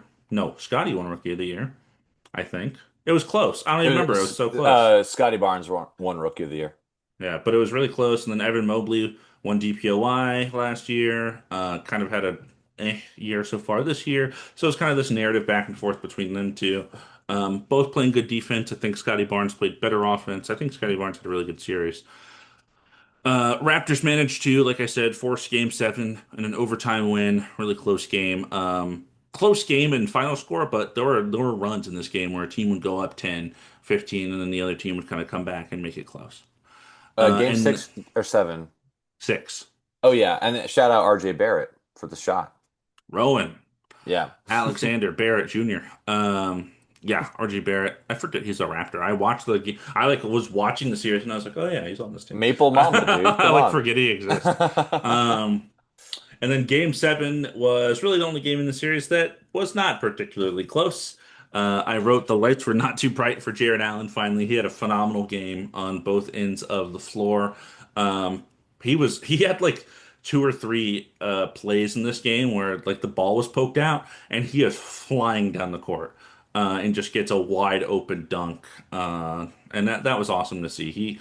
He had like a stretch, I think it was maybe in the third quarter, where he was just like a block machine, and then he was getting down to the other floor and screening, lobbing, whatever. He had a great game, so I wanted to shout that out because we're Jared Allen fans on this program. Standard Donovan Mitchell activity. Can't say anything about James Harden. Yes? I wanted to add real quick for the fro, 19 rebounds, 8 offensive rebounds of those Yeah. 19. Crazy. Uh, Love that. and that Jakob Poeltl contract looking worse and worse. Just he got played out of the series basically. It was Yeah. tough. So, I did see when I was watching highlights, I saw he started and I was like, "Oh yeah, we really don't have anyone, huh?" I was like, "He's I not mean, he gonna." is supposed to be the starter, but yeah, they No, were I know. I was like, I wish there was someone other than, but they Mamu. pivoted away to Mamu. It was, I think, maybe a little too slow on his feet for their perimeter guys. Yeah. Um, but yeah, Cavs win, they move on. I think fine season for the Raptors. You don't expect to win the series without BI for the last couple of games and without quickly the whole thing.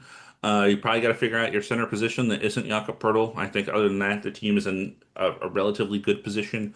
If you're the Cavs, obviously you're in the playoffs still. That's great, but not a great looking first round. Like I feel like we maybe picked the Cavs in five. Like on paper, they're just a more talented team, they really struggled at times during the series. So not the most impressive thing, and we've seen Cavaliers struggle in the playoffs in the past with this core. So hmm hope in round two will be a different story because they'll be going against another team that had a first round struggle but managed to move on. Yeah, and we didn't mention James Harden. He always has had this narrative that in the playoffs he just doesn't show up. He's never really made it far, especially in recent years. So, if they lost, it would look really bad for the Cavaliers. The Raptors should be very proud. Did not think it was going to go to 7. Did not think they were going to be, the fifth seed in the East. Like Yeah. they should be very proud. They have some decisions to make, but I don't think they have a lot of young kids. They're not kids. Young player. I'm not that old. Why would I tell them they're kids? They got a lot of young players to be excited about, and look forward to next year. And Cavaliers have this next matchup to look forward to. But let's talk about the Pistons and the Magic. Okay, push to Game Whoa, 7. what Thank a series. for Jared's sanity. The Pistons won. Okay. They did some crazy things, but they won. Okay. In 7, in Detroit, that's what they wanted. They wanted the people to be on the edge. Okay. That's what they wanted. Right. They Game wanted to go 1, down 3-1. yeah, they wanted to come back from 3-1. Come on. What a great narrative for the city of Detroit. Come on. Comeback city. They don't call it that. Game 1, Pistons lose, surprisingly. It's a tough Uh, start. tough start, especially when, the Magic, they're a good team, but really didn't expect them, where's their offense coming from? That's the biggest thing. We've talked about this all year too, and just kind of disappears.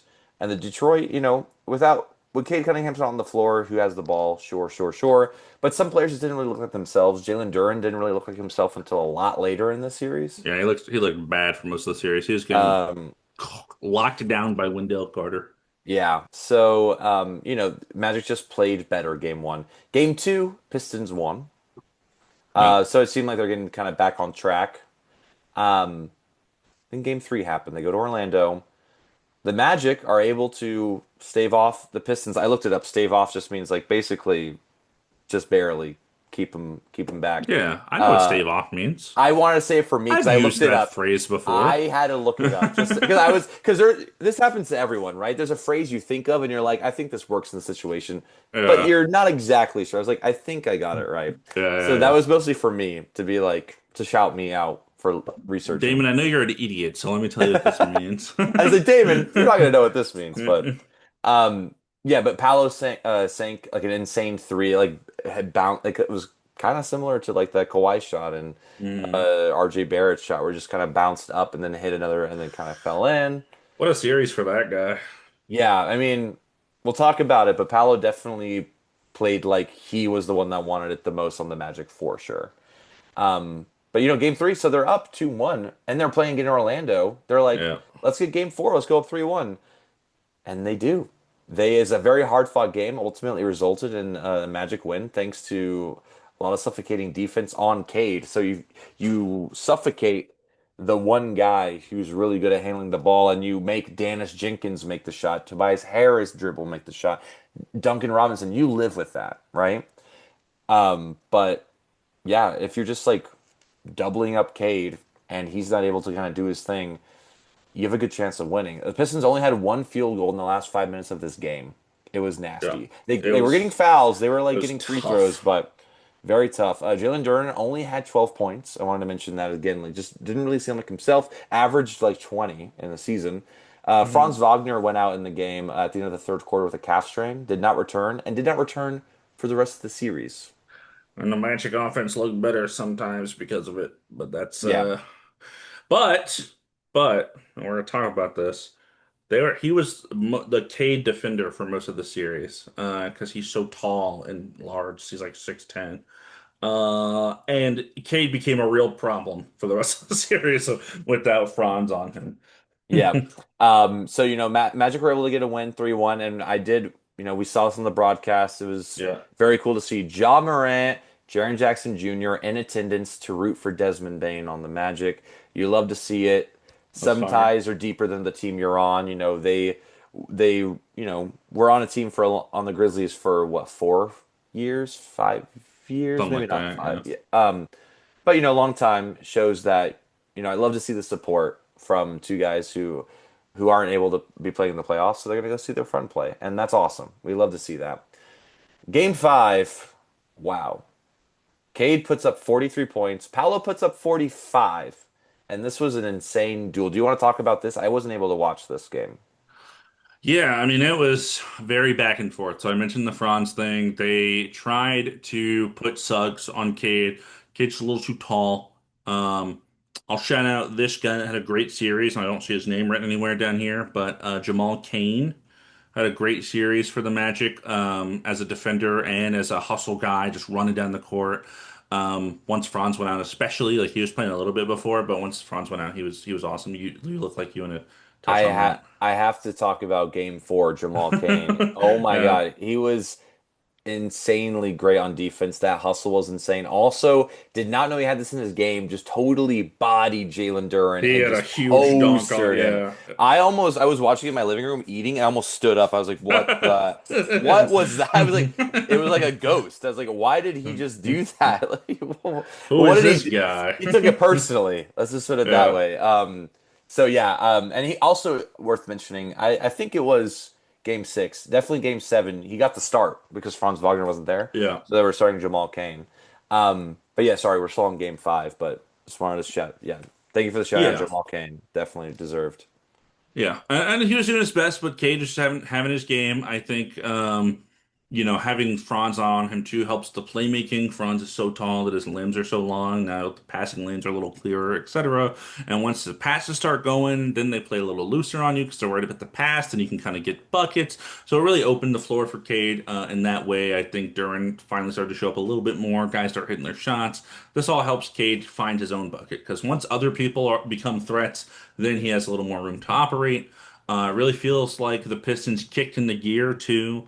I think I'll mention them now, but for the next 3 games, really all 3 elimination games, Tobias Harris was going crazy, just making every shot. It felt like, which was cool. Kind of a revenge series. He used to be on the Magic, and when he was very young, so that's fun. And then yeah, Paolo was just this is what when we had Paolo Banchero as an S tier power forward at the beginning of the season. This This is what we're Paolo, talking about. This yeah. guy just getting to his spots, making his mid-range jumpers, getting into the paint, using his big body. And there's no one really on the Pistons. Like they have good defenders. They don't really have like a Paolo-sized defender. Asar is a great defender. He's a little short in comparison. And every other guy I can even think of. Ron Holland's not even playing, really. He's also small, though. Duran is obviously going to be a little too slow. Isaiah Stewart doesn't get that much time. He's going to be too slow. Like, there's not a guy that kind of fits the mold that you need for Paolo, kind of like when I mentioned for LeBron in the Rocket series, but Hmm. so he was kind of getting what he needed, doing what he needed, and I think Franz being out does contribute to that because now we're starting a guy that can just stand in the corner and shoot threes. Now Paolo has a little more room to operate, kind of frees it up. So both players kind of had a little more freedom in this game due to Franz's absence, which is interesting, and it was a great game. Yeah. And the Pistons end up winning. It was a battle. It's fine. You're still up 3-2 if you're the Magic. Nope, not to panic. When you start panicking is in game 6 Yep. because oh boy, sheesh, another game that was close. But the Magic missed 23 shots in a row. Yeah, this is that remember that bottom 10 Magic offense we talked about for the last 20 years? There it was in game 6 of the playoffs. 23 straight shots is insane. Ultimately cost them the game. It was definitely winnable up until that point. They were winning all the game and they just could not score, could not score, could not score. Pistons eventually come back and take the win in game 6 to lead us to a crazy game 7. And ultimately, the Pistons did take care of business and complete the 3-1 comeback. I think it was like the 18th or something like that, 19th, something like that, 3-1 comeback. Yeah. Haven't won Sounds a right. playoff series in a long time since the old days, Hmm. the early or the late thousands, I should say. The remnants of Chauncey Billups and Rip Hamilton and those guys when they were kicking around the tires. So that was wild. Um, and it was fun. It was a lot of fun. It was a fun series for both sides. I think if you're the Pistons, they loved JB Bickerstaff's adjustment so much that they extended him already, which is kind of fun because they were down 3-1 to the 8 seed. Um, and which, a lot of people were kind of like, oh, I don't know about the Pistons as a 1 seed, and that kind of showed in the series a little bit. Yeah. And then the Magic have already fired their coach, Jamal Mosley, for giving up said 3-1 lead. Um, this is a case I think of, yeah, there probably are better coaches, but also I don't think coaching was the main issue. I think the main issue is probably roster construction and it doesn't make a lot of sense together and blah, blah, blah, blah. Um, yeah, it's been 5+ years. They haven't advanced past the first round, Hmm. but I don't really think in any of those years that we thought they were going to. So it's like, it's disappointing, but it's also kind of expected. Like they've been a middling team. That's just kind of who they are. Um, and I think, I'm looking at Jet Howard, guy we watch at Summer League, doesn't play. Tristan Da Silva played a little bit, but not a lot. Um, there's another Jace Richardson didn't play. Like Yeah. they've had a lot of draft misses and guys that don't really fit into their system. John Isaac barely saw him. Um, so like I don't think it's entirely on the coaching. I think part of it is roster building and roster construction. And the other part of it is that your new logo is terrible. That's what I learned throughout this series. I was like, man, I really miss that old logo. So, I think ultimately like I get they want to try a new coach. I don't think the coach was the issue. We'll see how they look next season. We'll see if this series makes them want to make any kind of dramatic moves. Of course, did trade 4 first-round picks for Desmond Bain, who didn't really show up in Game 7. I think he had a good series until then, and some Yeah. games he took over and were the reason that they really had the 3-1 lead. Because up until that Game 5 duel we mentioned for Paolo, he was having an okay series. Good games and bad games, but Desmond Bain was pretty consistently good throughout, and then kind of disappeared in Game 7, unfortunately. So yeah, you trade 4 first-round picks for a guy you probably don't want to exit in the first round. Like I do get that, but going up 3-1 on the 1 seed, like should matter for something. But I don't Yeah. know. Do you have any thoughts on that coach move? Yeah, it was so funny. Before I saw that you added this, I was gonna ask, do you think Jamal Mosley's gonna be fired? I didn't, and then I saw, oh, he already was. He already was. Okay, that's cool. I agree. I don't think it was a coaching thing, but I get, he's been there for a few years already. I think 3 years at least, if not more. I feel like, I think it's been like 5 years. Yeah. yeah. So, I understand that you can't just like fire a player. So you're like, we'll get rid of the coach, find a new coach, try to make this roster work. Maybe they want to try to keep Franz around. I think he's the odd man out, like you kind of mentioned. I think you can try to get something, maybe some more picks back, that you get for Desmond Bain. and maybe like a younger player. I don't know where you're gonna get your offense from. It's another year of them being able to develop together. Like I think they should again like be proud. Like they almost did this crazy upset. And I know it's controversial. I still like the Magic. Like I like a lot of players on this team. I think they just need to figure like one or two things out, and they'll be that team we thought they were going to be in the beginning of the season.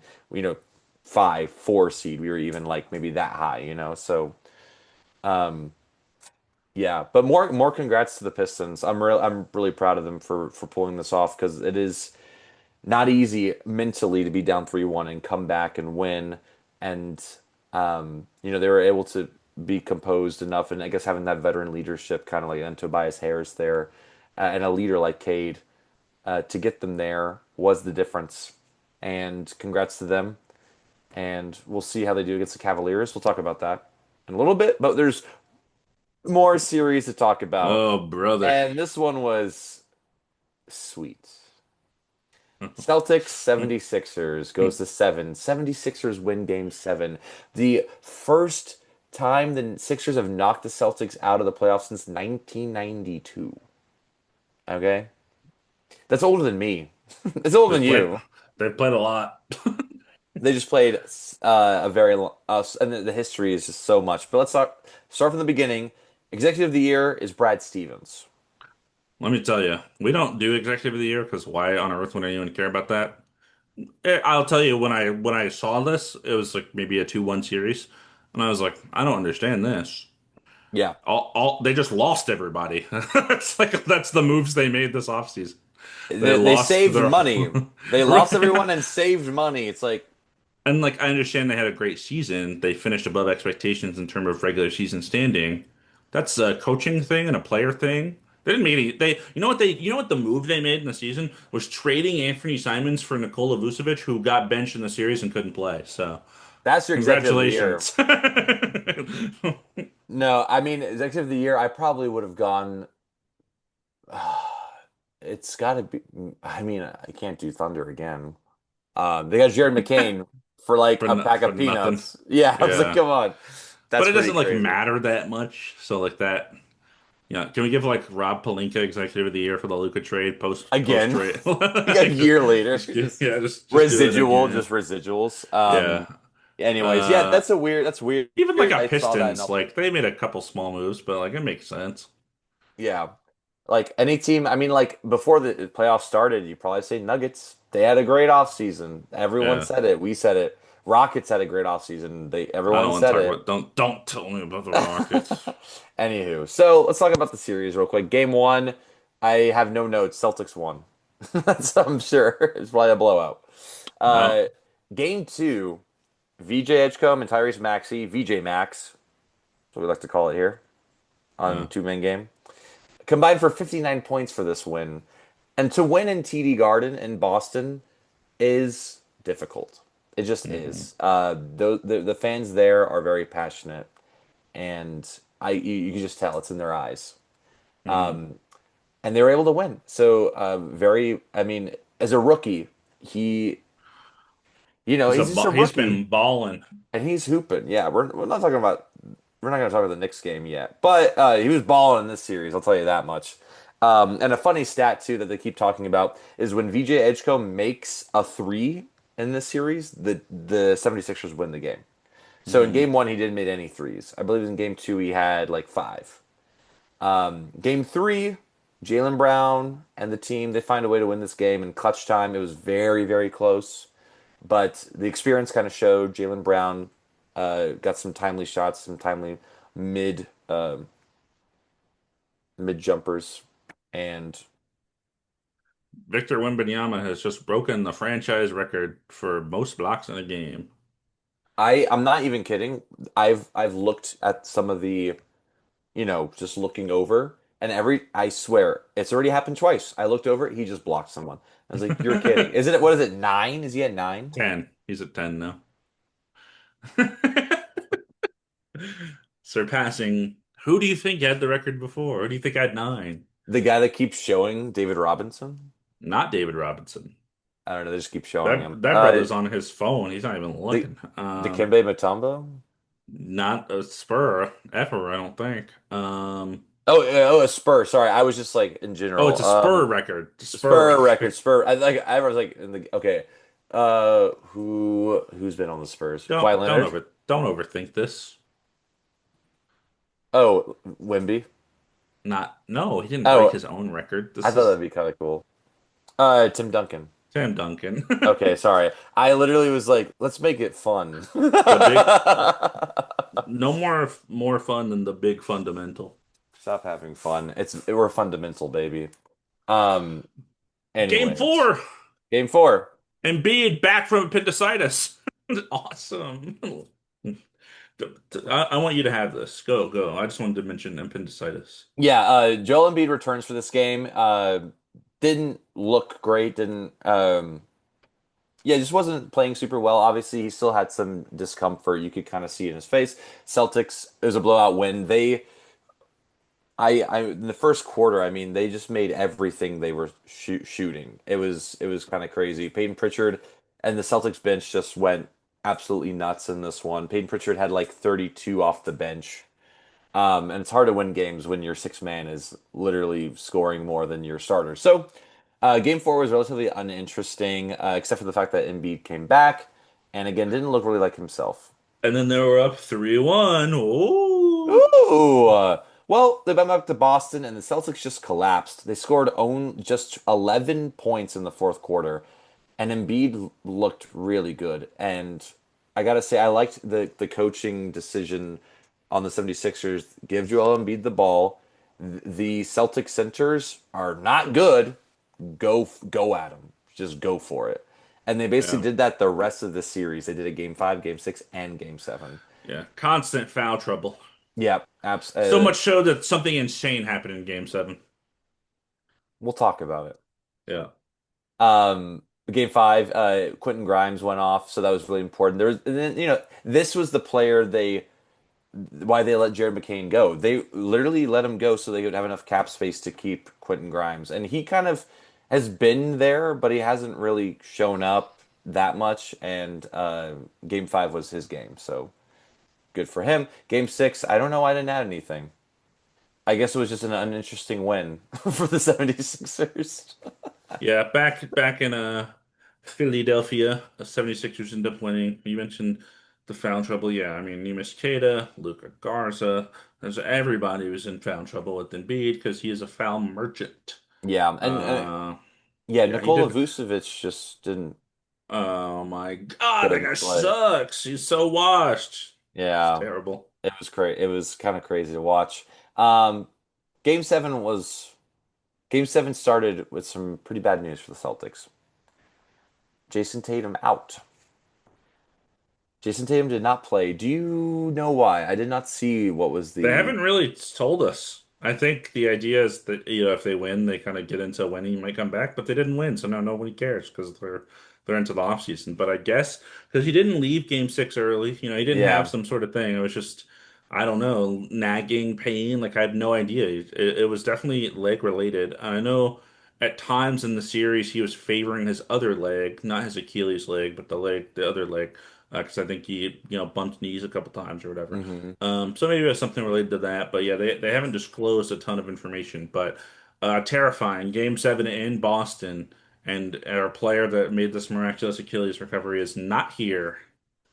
Yep. Scary So, business. and their starting lineup. You want to talk about the Celtics starting lineup? Oh my God. Do Let's I talk want to talk about it. about their So, starting game seven, lineup? game seven, game seven. This is the starting Joe lineup. Mazzulla. Let's start with the obvious ones, right? We got Derek White for sure. He's starting. Jalen Brown Yeah, starting for sure, right? course. We got it. Cool. Course. Let's say center. Who should we start at the center? What do you think? Oh man, based on who it has been, it has to be Neemias Queta, right?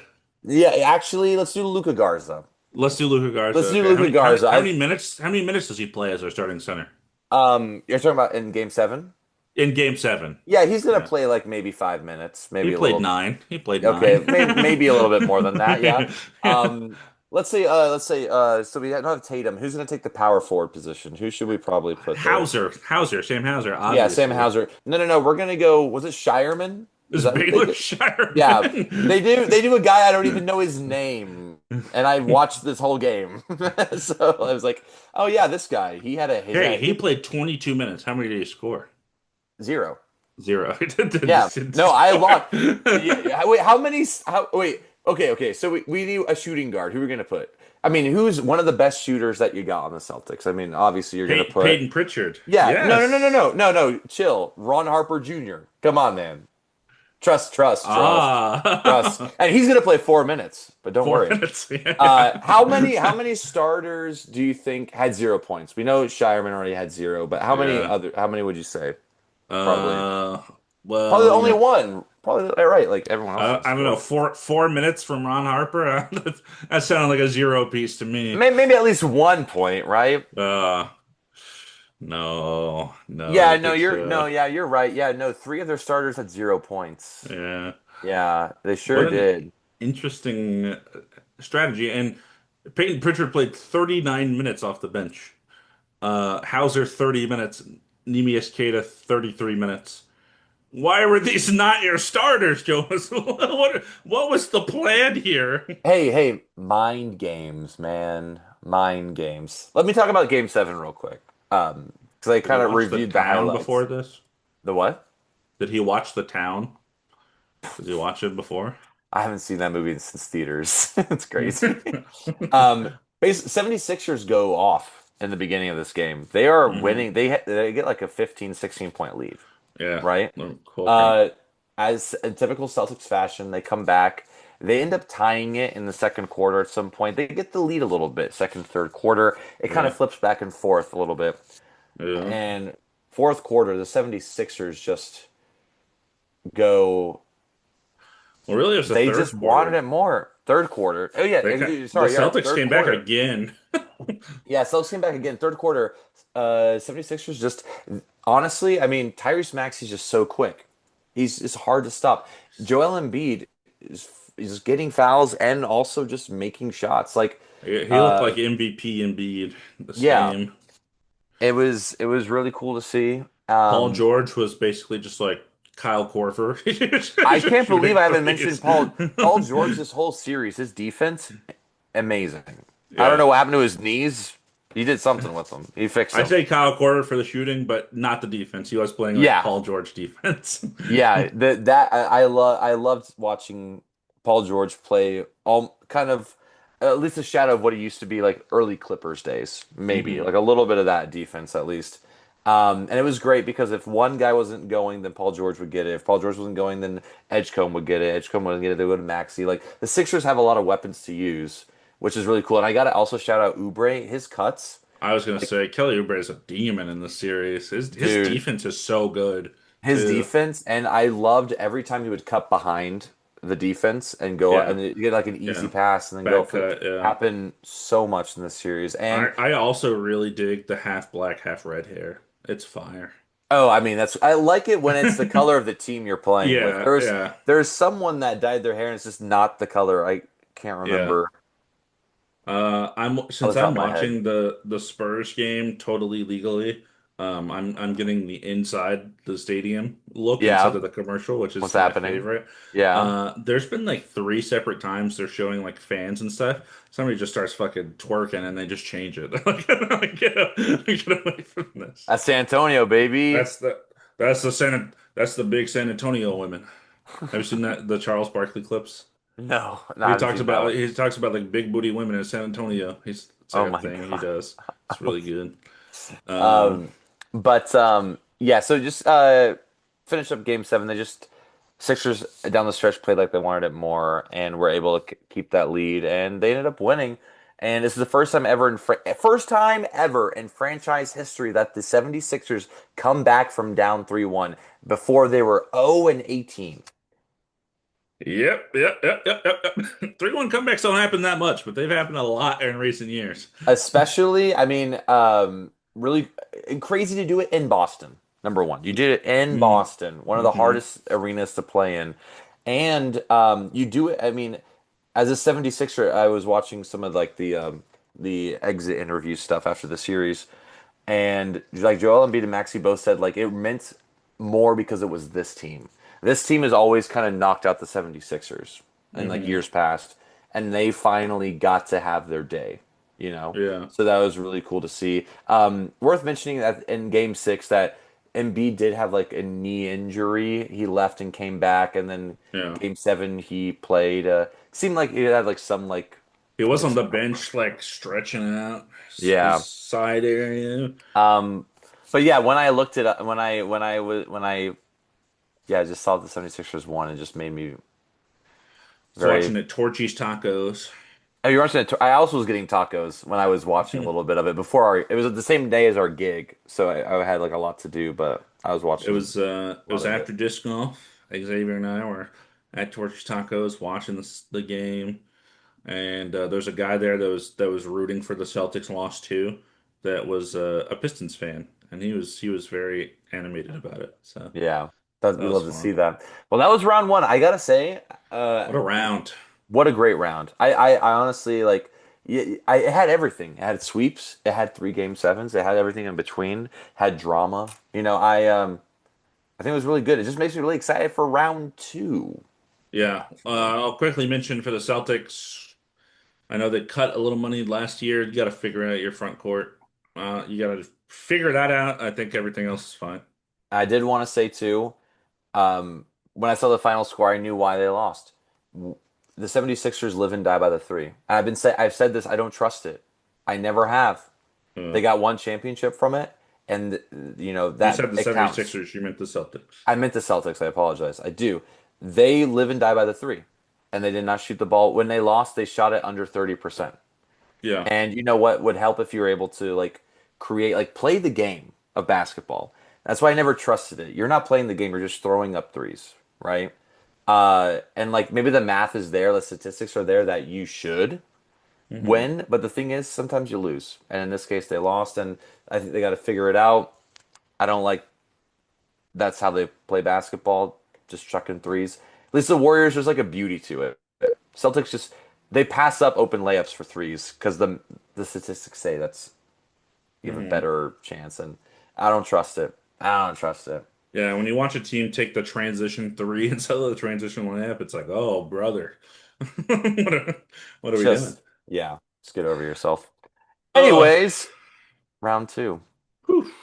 Whew. Um, I don't have the yeah, graphics, so if you could say the matchups, and then I can say my thoughts. absolutely, absolutely. So, well, I wanted to do, we pick maybe most interesting to least interesting again, or least or other way, least interesting to most interesting. I'll start.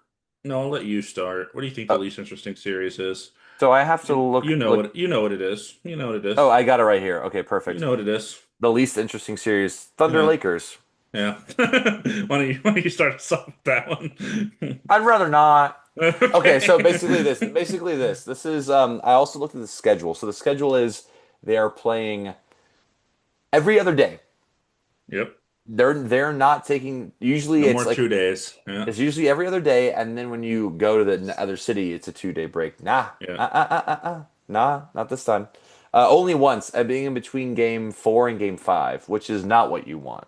Yeah. Because update on Luka injury is that he will be reevaluated early next week. Yeah. So that just means he will be reevaluated to maybe go to practice. Like he's not even playing. He's not on the court at all. So they have to ramp him up. So really, if Luka's back, I still don't think we have the series. You know, Hmm. um, Thunder are just a juggernaut, and they know we did not beat them this year in any games. Their defense is just too. They're better at everything that we're really good at too. So, um, Thunder will have the series unless Lakers can make it kind of interesting. But it's probably Thunder in five. But you know, I think we might steal one game in LA and then just go back and lose an OKC game five. But that's the optimist in me. The psychotic fan in me is we'll steal like two games. Luka comes back, we win game seven. Western Conference Finals, baby. Against the Timberwolves, baby. What's the Shannon Sharp thing? It's like Oh, it's Puerto Rico. I can't see you. Lakers in five. I don't know. I couldn't rhyme Rico fast enough. Rico. Cinco de Mayo, Uh-huh. Ohio, Lakers in five. Uh-huh. There you go. It's like three things that Yeah, rhyme, yeah, and then you yeah, yeah, say yeah. the Lakers thing. I'm sorry, okay? Gosh, I'm It's like sorry. it's like water in my cup, my dog's little pup. Seven Gotta up, fill Lakers me in up. five. Yes. Um, exactly right. Yeah. So, anything you want to add about that? Not really. I think you summed it up honestly pretty well. I was going to say Thunder in five. I was going to give you one game that the Suns could not get. I could see a game four, the Thunder up 3-0. They kind of pump the brakes a little bit. The Lakers really fight for it. The sweep in LA, LeBron has like an insane game. He plays 42 minutes. He exhausts himself and then Yeah. just go back to OKC and end up losing. It is worth mentioning. We talked about him earlier. J-Dub being out. How long is he out? We'll see. I think that matters in all of the playoff picture. If Austin Reeves is really good and no J-Dub, maybe it's a little more interesting. But I think, yeah, the Thunder just have the pieces. Yeah. Um, I kind of wish we weren't podcasting right now because this basketball game over here looks awesome. I It know, looks, dude. Well, it I'm looks pretty so that looked like goaltending to me, but Yeah. We'll whatever. get the we'll get the replay. So Thunder probably gonna be in the conference finals. Yeah. Yeah. Uh, What's I'll the next? choose Hmm. I'll choose Knicks 76ers. I think it's a little less interesting than the other Eastern Conference series. Because I think there is like despite the Sixers beating the Celtics, I think there is still a gap here. And I mean, part of this is probably swayed from the fact that I just watched the Knicks destroy them in game one. Um, But I think the Knicks, they seem to kind of be in a rhythm. They seem to be figuring it out. They came out of round one hot, obviously destroying the Hawks at home. And the 76ers, I think Zach Lowe said it on his show, in a playoff series, it's like, this is a good team. How long will they hold up? We already seen the Embiid falls, the sitting on the side of the court. Paul George has been great, but for how long, right? Those kind of things worry me as the Sixers get further and further into the playoffs. And I think it will just be hard for them to keep up with the Knicks offense. I don't think they really have a good Jalen Brunson stopper. Um, I think that the Knicks match up well with Cat and Mitchell Robinson, the double bigs for Embiid. I will say I noticed today in game one, unethical ball from Mr. Nick Nurse doing the hack and Mitch strategy early on in the first quarter to get Mitchell Robinson out of the game, and they put Hukporty in. Shout out Ariel Hukporty. But yeah, I just think like the Knicks, I think the Sixers don't really match up well for them. I think they kind of have to get lucky. I would say Knicks. I'll probably say Knicks in like six though. I usually don't pick the team winning away, but the Knicks are a team I could see doing that. I think they lose one game in Philly, or maybe like they lose. Maybe it's 2-2, then they win game five, then they win game six. In Philly to close out the series. But I ultimately do think the Knicks are a better team, so I'll go with them. Peanut butter. Want another? I'm your lover. Knicks and six. Mm, Yeah, true. yeah, I agree with a lot of what you said. I really liked how competitive. Well, okay, it seemed like it was going to be a really competitive game, but the 76ers, when they're not scoring, so their defense isn't good enough to stop the Knicks offense. So your hope that the 76ers offense would be good enough to score and be better than the Knicks defense, but it just wasn't. Like Maxey never really got going.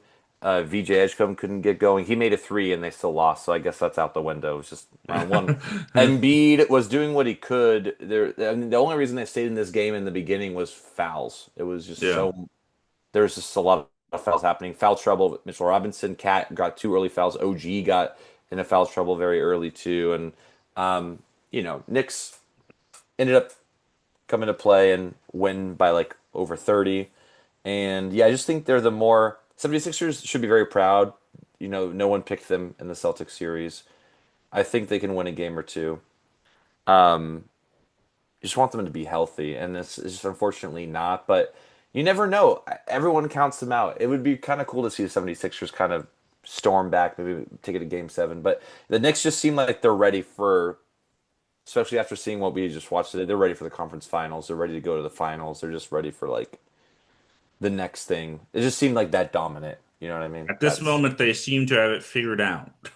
yes. Um, but yeah, Exactly. we haven't mentioned enough in the Hawks series. We didn't mention him enough. OG Anunoby is fabulous. Yeah. Man, he's been so good all playoffs, especially on offense. He's been having an offensive burst that I think people have really been wanting to see from like guys like Jaden McDaniels, for example. Um, and that's awesome. So I'm glad. And they looked the case in game one that we watched earlier. Um, yeah, I just think like, you have Bridges, Anunoby, even Josh Hart to an extent, guys you can kind of rotate through on Maxey, on Edgecombe, and I think they match up well. But on the other end, they don't. Yeah. And I think what the Knicks or what the Sixers need to do, you mentioned the front court. I don't think that strategy is going to work as much. You mentioned Embiid getting the Celtics bigs in the foul trouble in the first round. Don't think that'll work as much with Cat and Mitchell Robinson, Huck Porty. What they really need to do, I think, is use Maxey, use Edgecombe, use Paul George even to get Jalen Brunson in action, to get Jalen Brunson defending, to get him guarding. I think that's really the only shot. They need to work him on that side of the floor, get easy buckets, and tire him out so he just can't kill them on offense, which is what happened in game Yeah, so he can't score 27 one. points in the first half. Are you Yeah, freaking kidding me? It's crazy. they're just kind of letting him chill out on Kelly Oubre in the Yeah. corner. So Yeah, gotta definitely pull him in. Next most interesting, uh it's a toss up. It's kind of close, but for my viewing experience, I would probably say second most interesting would be Pistons Cavaliers.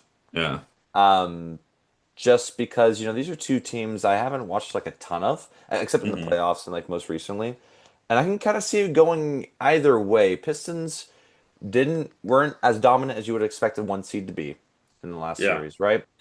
Cavaliers were not expected to be taken to 7 games. So I'm like, who do I pick out of these two who yeah. were like kind of took taken way further by teams who were worse and now a series against them? You got to think about the matchup. When I think about the matchup, I think the Cavaliers, their rebounding is going to be crazy. I feel like because they hmm got the height advantage. Um, and like they have like people like Spida, they have people like oh they're fighting, not fighting really, but sorry, is it Keldon Johnson, Anthony Edwards? You're a little ahead of me. Oh, sorry, I see it now. Yes, I didn't see what happened. I just saw some yelling. they're just exchanging some words. We love that. So yeah, Pistons Cavaliers. I think so. Who's the best player in the series? I was Who's actually thinking about that exact question. right? I'm like, I want to go Cade, but then it's Uh, like, who's next? It's I like, think it is Cade. Next but is then after, easy. oh, no, no, I meant next in like the Pistons. Sorry, if I go Oh, Pistons, right? It's sure. like could be anyone, but next is Spida. It's Donovan Yeah. Mitchell for sure. But then you have James Harden. Like who do I pick? Like if I go down the line, I pick. It just seems like I'm Yeah. going to grab more Cavaliers than Yeah. Pistons It's like people. Cade, and then it's like four of the Cavs starters, and then it's like Jalen Duren. And it's like, oh, Exactly. okay. Like I definitely pick Jared Allen next, and then probably Evan Mobley, even though he hasn't Yeah. been like super great. Yeah. And then yeah, Jalen Duren, and then maybe Tobias Harris, like if he has like a crazy Yeah. game. Yeah. Yeah. So I think it's like it comes down to like experience, right? And the thing is, the You'd love that Cavaliers, experience. Experience and 3 and D. Those are your and good young players. good young These players, it freaking matters. It effing are matters, man. I gotta say, like I think it's gonna go to 7. Okay. And it's really hard for me to pick one way or the other because I hear Jared's on this shoulder. Like, come on, dude. Motorcade. Yeah. Motorcade. He can do Motorcade. it. He did it in the last series. He could do it. I'm like the Cavaliers offense though. And then I have like every other person I know, like Cavaliers. Come on. hmm So I'll probably go with my heart, which you should never do. I'm kidding. Um, I guess I have to go like Cavaliers in 7, Okay. right? I don't know. I want to hear what are you thinking? The hardest part about picking a series like this is that both teams feel wildly inconsistent, which is like so hard to then pick a team to win a series where they've been inconsistent.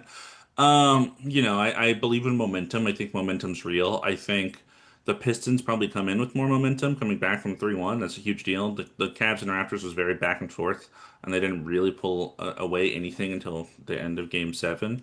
Um, I think I think the front courts are going to matter a lot. I think Evan Mobley and Jared Allen on both ends of the floor are going to be super critical. I think Jalen Duren was rendered relatively ineffective to his standards in that first round against the Magic by Wendell Carter. Can they do something similar? I think that will be important. And then can they take advantage too? Like we love Jalen Duren, but he is relatively slight because he's younger. He's not super tall for a center. So can James Harden and Donovan Mitchell utilize the pick and roll to their advantage because their interior presence of the Pistons is not that big. And even Beef Stew is a great defender and big. Like he's bulky, but he's like 6'9". He's not Yeah. 7'2". So it's a little different in terms of getting into the paint and penetrating. I think the Cavs.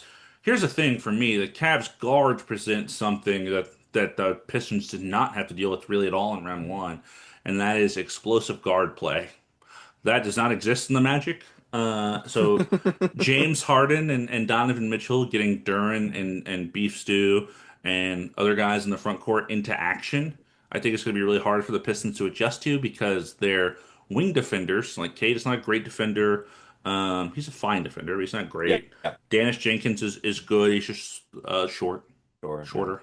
Um, Tobias not a great defender. Duncan Robinson obviously not a good defender. So with James Harden, Donovan Mitchell getting those guys into actions, I think that's going to be hard for the Pistons to defend because their big guys are too slow and their small guys aren't that great at defending.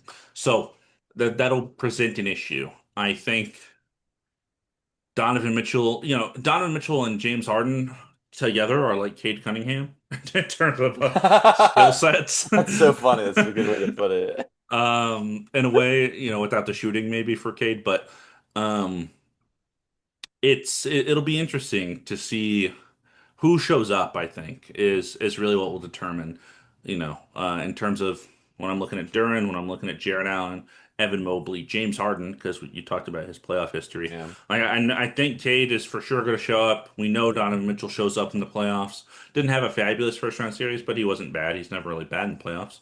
So I Yeah. think those two are there. Who are the other guys that show up? I really think Hmm. will be the determinant in the series. And trying to predict that seems impossible. Like I just feel like it could go so many ways. But for our friend Jared, I'll say Pistons in 7. I think it's going to be a hard series either way, and I could see either team winning. I really just don't even know what I'm going to watch on any given night. Like I don't see obvious things because these teams have not been that this playoffs. So Yeah.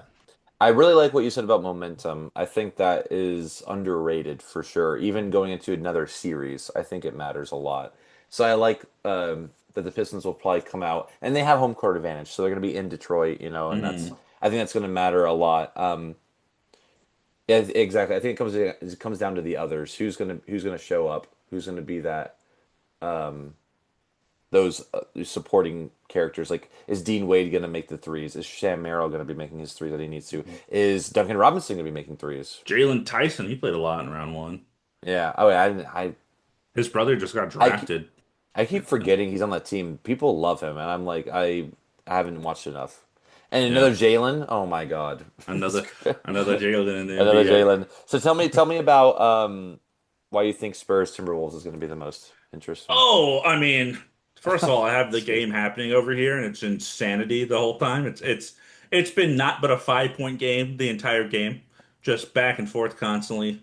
Wemby has Yeah. 11 blocks, the most in playoff history for any team now, by the way. So that happened. In It's game one of round two. You're kidding. Come of on, his man. first playoffs. This is Yeah, yeah. So, it's a tale as old as time. Not really, but the Spurs are a team that inexperienced, but Mhm. boy oh boy, have this season they have been defying expectation after expectation. Um, They have looked awesome all season, and they looked awesome in round one, even without Wemby at times. They have looked awesome in this game. They are playing as a unit. I think, obviously people are going to gawk at Wemby like I have about the defense and what he can do on the offensive end as well. That's obvious, but even like six man of the year, Keldon Johnson. I think Zach Lowe put it best regarding Devin Vassell. He's had a great year, and a lot of that is because everything is really simplified for him. Because they have De'Aaron Fox, Dylan Harper, Stephon Castle. He is not doing a lot of ball handling playmaking. He is just like kind of a 3 and D guy and a mid-range guy, and he's utilizing his talents and not trying to do things that are kind of outside his wheelhouse. Um, so they've looked really good, and having the three guard lineup, Rockets, you could use this.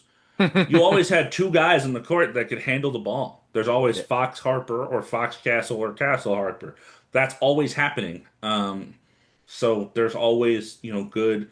Like the Spurs, they're such a system team, and it was even this way in the Tim Duncan era. Like they just run offense a way that not a lot of teams do, and they do it in a great way. And I think it'll continue to be effective even against a good defense because it just leaves you a lot of options. Leaves you with post options, leaves you with shooting, leaves you driving in the paint. Like they kind of have everything in their arsenal.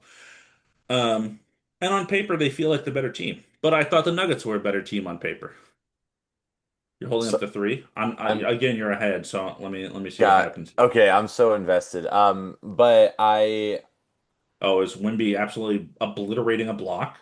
And yeah. then Mr. Michael Conley, let's go, Uncle Mike, baby. Uncle. Um, that block was insane. It flew Dude, off the they backboard. all they all they all look like goaltending, but now I realize it just looks like he's grabbing it and throwing it against like backboard, which should not be what it should not look like this. In Sorry, I didn't mean regards to. to the Wolves, who are now winning this game by maybe the highest margin so far, 9 points. I've doubted this team time and time again. Not because I think they're bad, but they've had a hard series against like this year Nuggets Spurs. That's really tough to start your playoff bracket with. And I picked the Nuggets because I was like, man, it's a really good team. I think the Spurs are a really good team. Um, and I think on paper the Spurs are better, and I'll probably pick the Spurs, but. The Wolves are really good. Anthony Edwards is an alpha. Shows up in the playoffs similar to a Donovan Mitchell type player. He is a guy that is rarely bad. And even when he's like, if he's bad per se as a shooter, not efficient, he finds ways to impact the game. He finds defensive plays to make, hustle plays to make. He is not a zero at the end of that floor like a lot of offensive superstars that we talk about. So I think that's worth mentioning. I think Jaden McDaniels had an awesome first round series. I think he is finally like, oh, he's leveling up. This is what we've been maybe wanting, and we're kind of getting to a point where it's like, I don't think it's going to happen. Kind of like people are at with Evan Mobley, for example. Hmm. Um, but it seems like it could happen, and guys are stepping up. We talked about Io, who's out for this game. We talked about Terrence Shannon, who's playing a lot in this game right now. There's of course Naz Reid, who's going to come impact off the bench, and then people don't talk about it, but Rudy Gobert matters. He's down there. He's holding down the paint. You'll notice that when teams play them, they don't end up with 130 points, and there's Hmm. usually a reason for that. It's a team thing, but securing the paint is very important. And it's why I think, like I mentioned Shingun earlier, but even Jokic, we both love Jokic. Jokic is awesome, three-time MVP, deservingly so. It's a lot harder to win when you don't have a secure paint. And that's just not a player that's going to provide that for you. So Yeah. um, they also have a good system, a good culture, great coaching, and I love what they've done this season, defying all odds. They have to continually do that as players are falling out of their lineup left and right. But they're going to make it a series for sure, and I'm not counting them out. At the end of the day, I'll say Spurs in seven just because it's another toss up for me. I think I could go either way. I'm not counting the Wolves out. They could definitely win the series, as they continue to prove, as they're likely right now going to win game one up nine with under 4 minutes left. Um, so Like they're theoretically gonna okay with six they're up six. I Yeah, saw three. that's what I was waiting for. I was waiting for that. Yeah, yeah. Devin Vassell, yeah. So they're up six with 3.5 minutes left. But I think it'll be a fight. I think this will be maybe my favorite series of the entire playoffs. Yeah. Um, because I think both teams are a lot of fun to watch. I think they're both going to go out there and try. These are not guys that are complaining to the refs. These are not guys that are doing that. These are guys that are just going out there and doing everything they can to win. And two of my favorite groups right now of people to watch because they're just playing ball. There's Yeah. not this antics. There's not this other stuff. There's not all this drama. They're just out there and gotta hustle. And it's gonna be It's awesome. it's great basketball. Absolutely. And yeah, I'm gonna go with Timberwolves. Which is fine. Yeah, they could totally win. But like in seven, for sure. Yeah.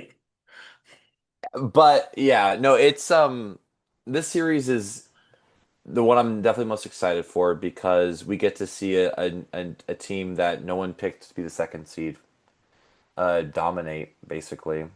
And everyone's really excited. Everyone wants to see them go against the Thunder in the next round too, because they were the only team that beat them, or seemed to be able to beat them like consistently. Like they beat them Yeah. 2 or 3 times, I think, this year. I think three Um, times in the regular season, yeah. yeah, and like at least one time was handily, like it was not Hmm. close, and the Thunder were healthy. So I think people are looking forward to that, but they need to like pull back because even though like Timberwolves are not glamorous, they're not. There's not a little frazzle about the way they play. They are just locked down defense. We know what we have to do. They've been playing like this for the last few years. Everyone counts them out. I love that they're playing with something to prove. Spurs, I think, as well, but they're still finding out their identity. Um, and I'm really excited for this team. The Spurs are going to be good for a long time, and I'm not worried Hmm. about that. Uh, and the Timberwolves, yeah, they play with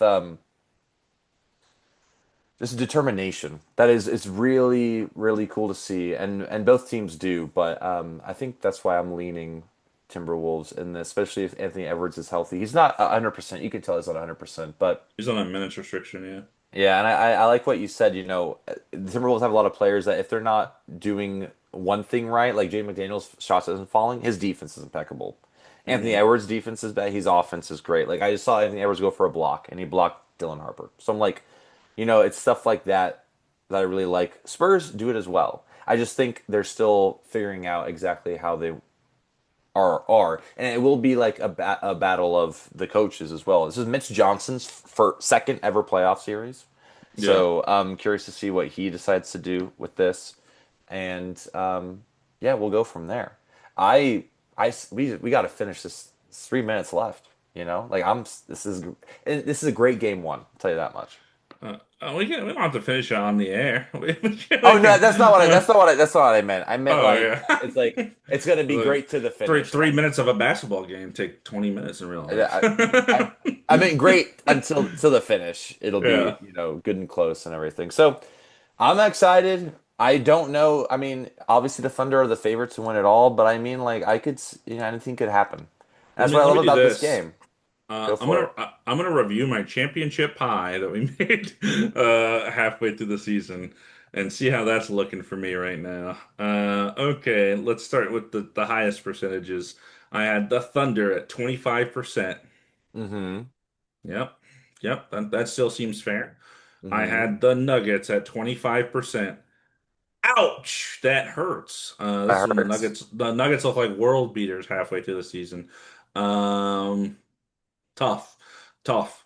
So that 25% gone. I had the Pistons at 15%. They survived, thank goodness. They're still in. I had the Spurs at 10%. Bingo, bango, bongo. I had the Wolves at 10%. Here they are playing the Spurs. So I'm feeling good about the West. I feel like I'm gonna have a West representative regardless. On the East, what's left? I had the Knicks at 10%. They're alive and breathing. And I only had the Celtics at 5%. I feel good about that. I'm okay with losing that 5%. Oh, that was a little shocking that they lost. So it was just Nuggets, a big 25% taken out. and the Celtics 5%. So I still have representation from the Thunder, Wolves, Spurs, Pistons, Knicks. So as long as the Lakers, Cavs, or Sixers don't win, then somebody on my pie will win. I was looking at mine too, because so mine is pretty good. You had a Well, lot more teams than me. I had way more teams and gave like little pieces here and there, Yeah. but like so definitely Thunder 25%, Nuggets 20% out, Timberwolves 10%, nice. Yeah. Rockets 10%, yikes. Yeah. What a disaster by you. Knicks 10%, Pistons 5%, Lakers 5%, Spurs 5%, Celtics 3%, Cavaliers 2%, Oh, the Cavs rep is here. 76ers 2%. Wow. So Yeah. you got everyone still. Yeah, I covered my bases. I'll Yeah. say that much. But So I'm very excited. so you have a confirmed pie winner for your championship already. Um, Oh, I do. Oh yeah, I didn't even think about that. Nice. But I did. excellent. I gave more. I gave like 1% and 2% and stuff like that. So Yeah. doesn't count as much, I feel. But I'm very excited. I am tomorrow. I have nothing planned, so I can just sit and watch playoff basketball. So Oh I'm very yeah. excited for that. We're gonna pot again. Oh God. Oh God. I'm okay with that. Swipe a no swipey. I will say that this Fiesta colors it is super hard to like concentrate. Like I feel like as a player to be in Oh, like that with environment. in the crowd, yeah. Yeah, and especially I was just thinking about it too. You know, you can't really see where your fans are. That's especially all those colors there. It's really hard. It's like easy to kind of like They're all your um fans because they're wearing the shirt. no, I meant Timberwolves fans, not Spurs. Sorry. It's Oh, hard I for see. the Timberwolves to see like if they have any fans. Like I saw one guy wearing an Ant jersey. Like I see him right now, but like I wouldn't if he didn't like if I wasn't able to like look at him, you know, Hmm.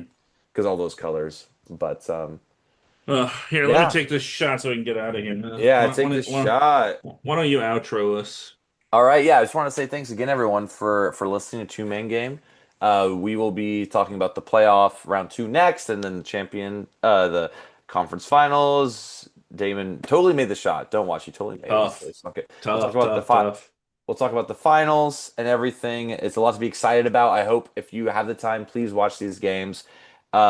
Lakers Thunder probably. If you can skip one, that one's probably not going to be as interesting, unfortunately. But just enjoy it while we still have it because we're gonna have a couple months of not having it.